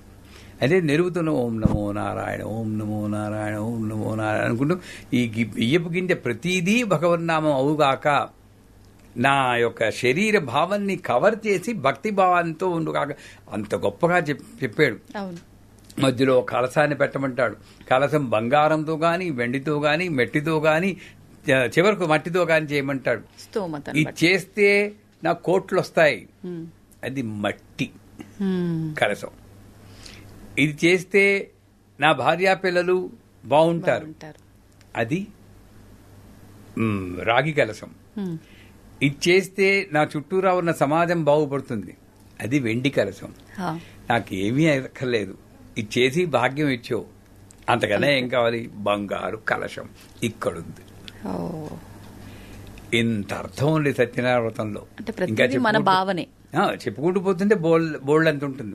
అంటే ఒక పూజకి పిలిస్తే, ఇందాక మళ్ళీ టాపిక్ వద్దాం, పూజకి పిలిస్తే కట్టు బొట్టు తీరు పట్టుకెళ్ళి వస్తువుల గురించి మాట్లాడడం, భోజనం చేసేటప్పుడు కూడా ఎలా ఉండాలో మాట్లాడడం, చివరికి ఇంటికి వచ్చే కూడా భగవన్నామస్మరణ చేసుకుంటూ వస్తే పిలిచిన వాళ్ళకి పుణ్యం, వెళ్ళిన వాళ్ళకి అంతకన్నా పుణ్యం. సంతోషం గురుగారు, చాలా అద్భుతమైన వివరణ ఇచ్చారు. ధన్యవాదాలు. శ్రీమాత.